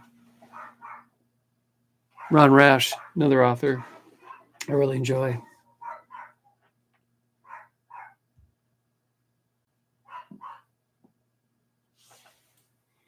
Razorblade Tears, yeah. A lot of my friends have read that, and I hear it's good. I hear it's real good.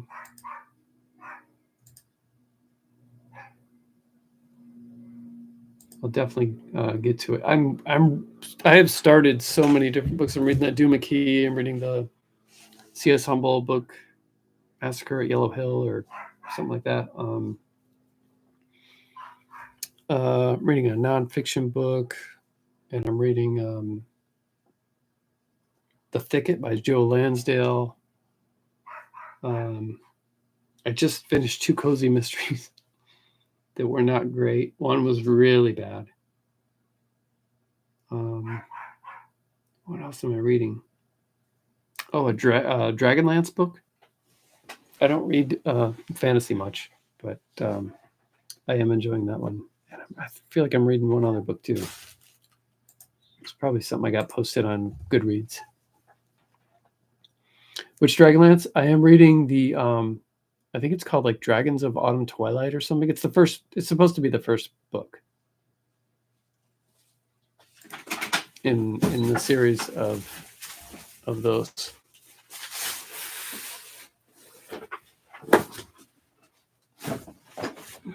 Thanks, babe. Oh, I'm also reading Joe Lansdale's new anthology he's got coming out next month, called Things Get Ugly. I think maybe halfway through that. Yeah, I don't read a lot of fantasy because I feel like it kind of goes over my head and just too many names. And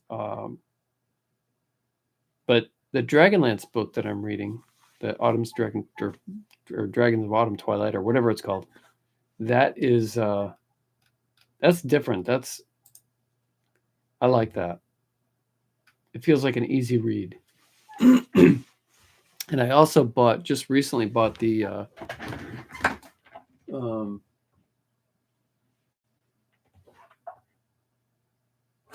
here it is.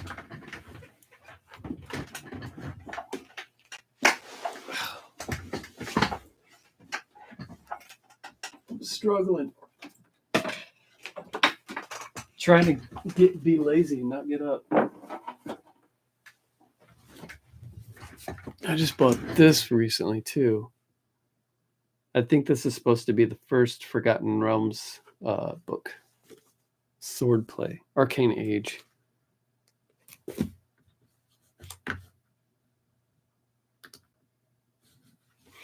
So yeah.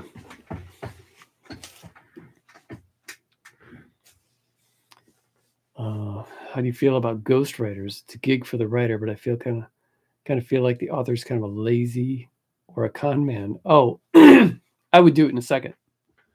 I was supposed to do a gig. I had signed a contract for a company where somebody was familiar with my work, and they were like heading this team of writers to do projects. And I signed this contract, and then I never got any kind of gig. I don't know whatever happened to that. I'm all for it, man. You got to pay the bills, you know? And by author, if you mean like the author whose name is on that, I think it's different. Like sometimes some authors get popular and then they get lazy or whatever. And maybe they're under contract to put out so many books. And then the book company or the publisher is like, well, we can get other people to write your stuff, but your name is so huge that and your name sells so much that we want to put out as many as we possibly can. So that there might be something to that. I know that there are some circumstances where the author is passed on or doesn't write anymore, so they just carry on with that name, and everybody kind of knows that these are all ghostwritten, but because the name sells. I think V.C. Andrews books are like that now. I could be wrong. But yeah, I would do it. They pay decent. I know Hunter has done some, and I think he's currently working on one. Ever read any H.P. Lovecraft? Yes, I have. I do like H.P. stuff. I particularly like the Reanimator stories that he wrote. I've never tried Lansdale somehow. I need to read him. He has a new book about a cult that seems interesting. Does he have a collection? I find that my favorite form of horror. He has several collections. I would, if you haven't read Joe Lansdale, I would get like the best of Joe Lansdale. And that would be a good example of kind of what you're getting. He has a cool crime series called Happen Leonard that spans several books. As far as the occult one, it was okay. I think you're talking about probably Donut Legion, which is his newest novel. It was okay, but it was it's probably one of my least favorite Lansdales. But I've read a lot of them. So Bago, everyone's just stopping to say hi over here. Have a great Tuesday. Thanks for stopping by. I hope you have a great week. Great Tuesday. Is it Tuesday? It is Tuesday. Like the Shadows over Innsmouth. I haven't read that, Lee.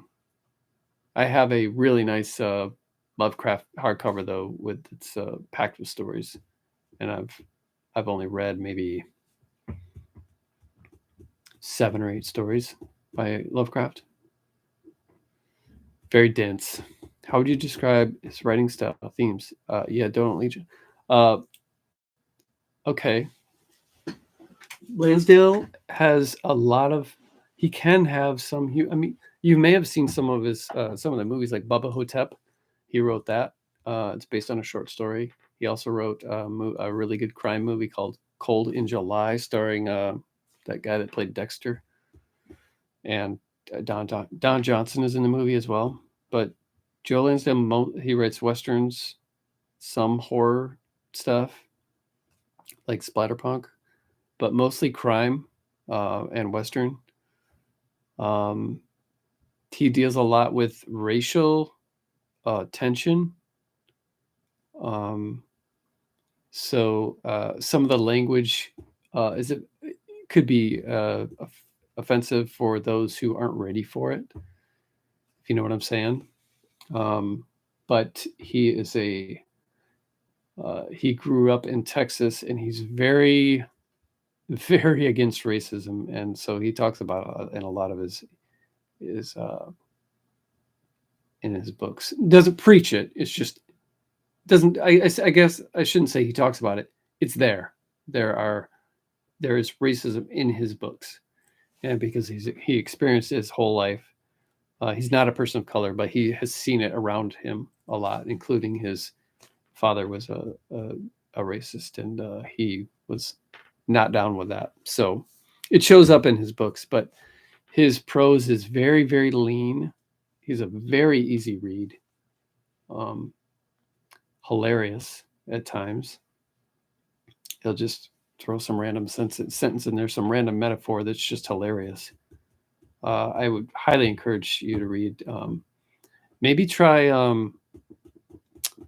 Cold in July for a crime book, or maybe Freezer Burn, which is also a crime book, but it also has some other weird elements to it and is funny.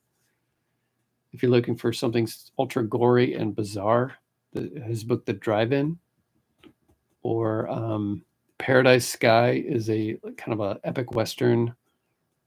Even if you don't like Westerns, this is a real Paradise Sky is a very good book. And then, yeah, short story collection Best Of is the one I would probably recommend. It's got everything there. It's got Bubba Hotep in there too. It was Lovecraft's birthday yesterday. I saw that. Happy birthday, HP. How would you describe it right now? Okay, I'm getting ready to do my kitchen work and usually put in old Art Bell shows. I especially like Ghost to Ghost episodes with open lines. Art Bell shows. I don't even know what that is. I'm gonna Google it.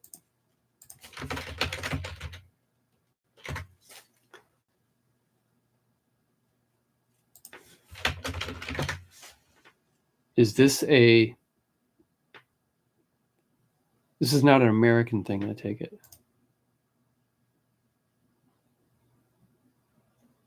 Radio guy. Okay, I got you.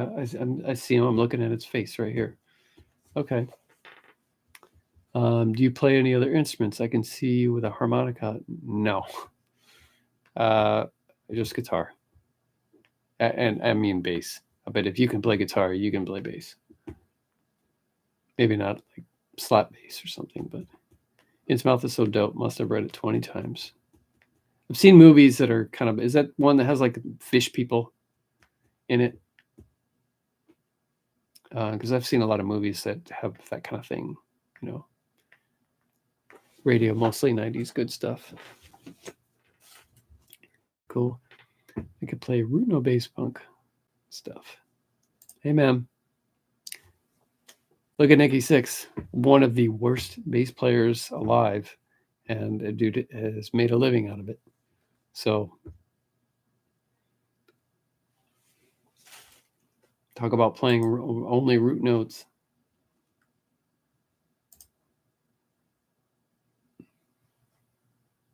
Sorry, I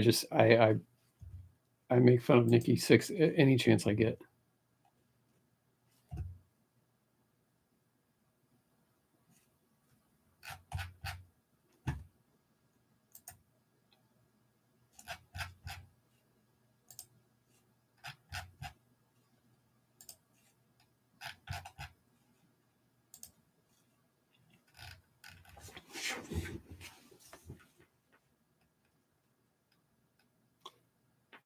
You should watch the movie Cthulhu. The world hated it, but I loved it. Very Lovecraftian, but there are no monsters in the movie.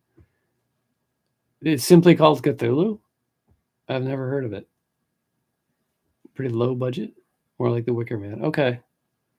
Oh, so it deals with more like the cultists and the locals and stuff like that. All right, Lee. Gotta go. It was awesome to hang out. Stay chill, my friends. You have a great week, man. Great day. Came out in 2007. Yeah, I've never heard of that movie.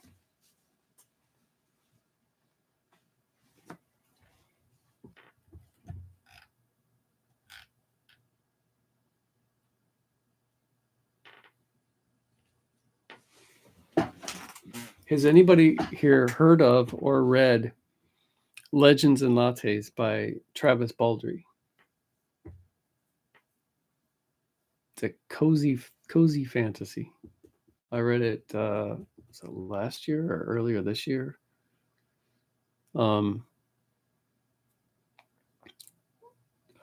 Jason Brandt and I are still doing our Bleeding Page podcast, and I'm interviewing Travis next month in like 3 weeks. Because when he put the Legends and Lattes book out, he initially had it self-published, and it really took off. So he got attention from whoever published. I can't remember who ended, but it ended up being like a New York Times best-selling book. So I want to talk to him about the process of that and the attention that he got. Warhammer horror is my favorite type of fantasy. Warhammer, huh? Is there Warhammer books out? I remember playing, I mentioned earlier, I don't know if you were here, Steve, but earlier I was talking about how I used to play Warhammer Online when that came out, but that game did not last very long. But it was cool. I liked it. Like 1,000 books, huh? The fantasy I read has to be kind of I wouldn't call it fantasy light, but like for me, like high fantasy versus like something like the Dragonlance book that I'm reading. I don't know why I'm pointing back there. books out there, but the Dragonlance book that I'm reading versus like high fantasy or stuff is like, to me, it's like reading Joe Lansdale versus reading H.P. Lovecraft or Poe. You know, it's like you can't really just shut your mind off. You've got to, the prose is so dense. So that being said, where does the Warhammer stuff fall in? Low fantasy, rogue reading, dark. Dragonlance is high compared to Warhammer. Dude, okay. Warhammer horror? What's the first Warhammer book?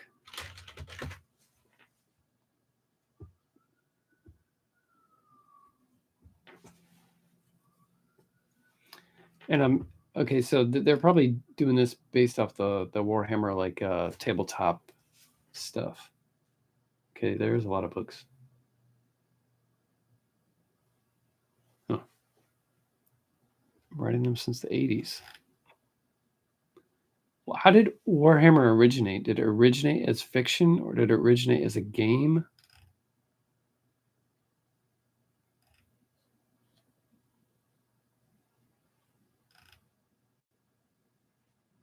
Yeah, there is a lot of Warhammer books. The war game first, okay. Was it one of those like hexagon? Remember those hexagon games from like the 70s, early 80s?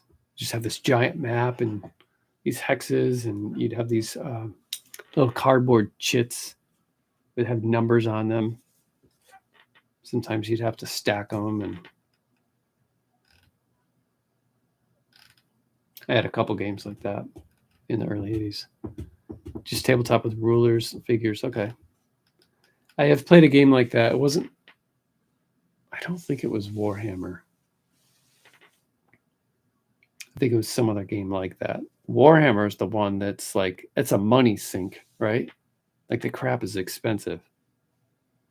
And they have tournaments and stuff like that. I've got a friend who goes to those tournaments.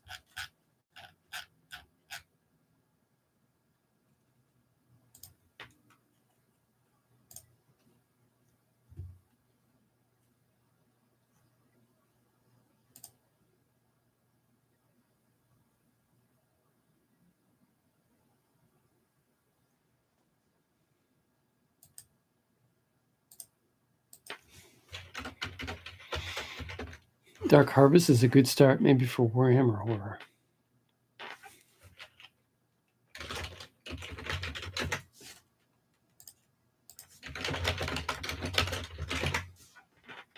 Dark Harvest.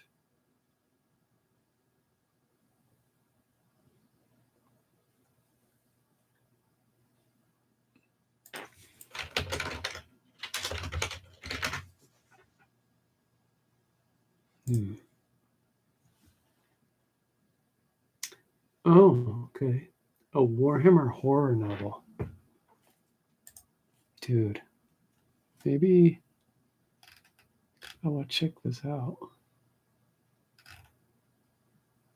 I wonder if there's a website that shows like the all of the horror, just the horror books.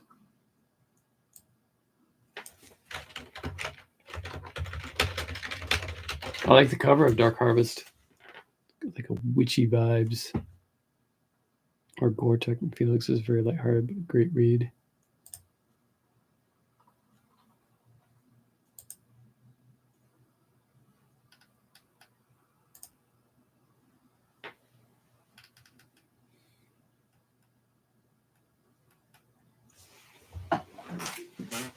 I'm a bit of a completist. I probably want to start at the beginning. But I'm more interested in like the horror, like darker stuff that you're talking about rather than like fantasy. Dark Harvest.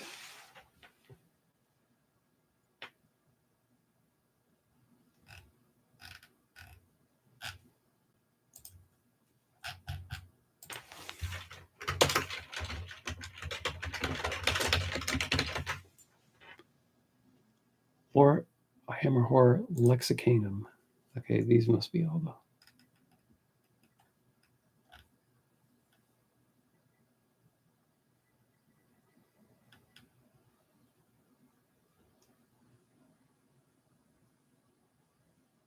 Published by Black Library.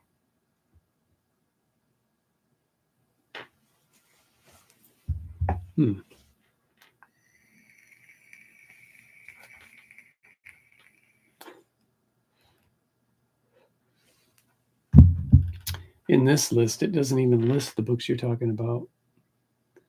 It just lists The House of Knight and Chain, The Colonel's Monograph, Sepulturum, The Oubliette, The Reverie, Deacon of Wounds, and The Bookkeeper's Skull. And then it talks about anthologies, audio dramas, and short stories.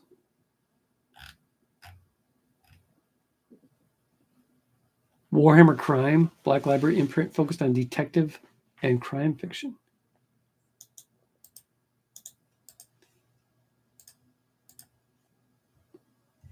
Okay, here we go.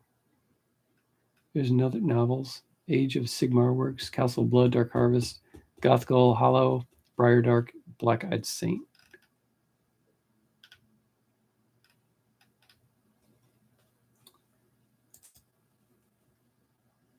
Warhammer Crime.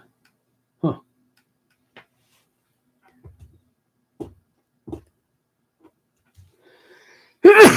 Pardon me.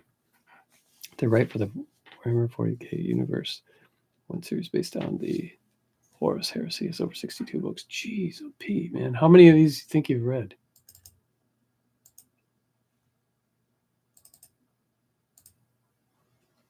Yeah, I had no idea. I really do like the cover of that Dark Harvest, though. Does it pay to read them in order? I wonder.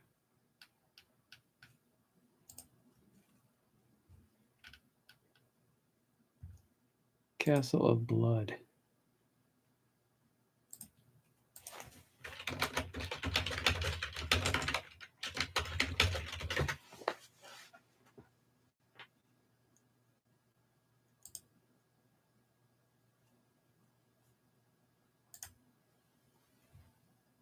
A Warhammer horror novel.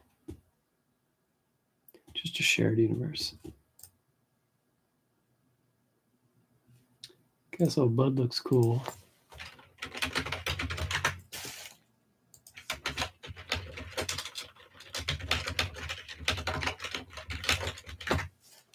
Looking on eBay. Wow, that's expensive.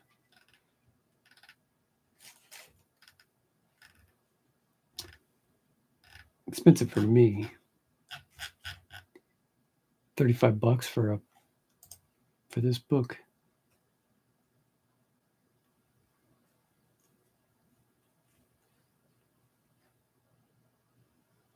I don't have Audible.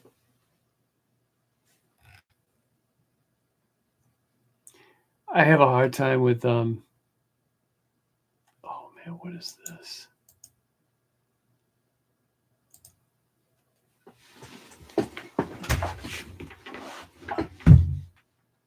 I have a hard time staying focused when I'm doing audiobooks. All right, buddy, I'm out of here. I'm going to eat lunch. Check out some more of the stuff that you're talking about. You just turned me on to.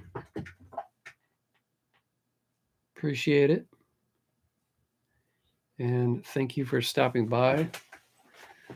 And thanks again for the DRI videos. That was very cool of you, man. So have a good day, Dr. Barnard.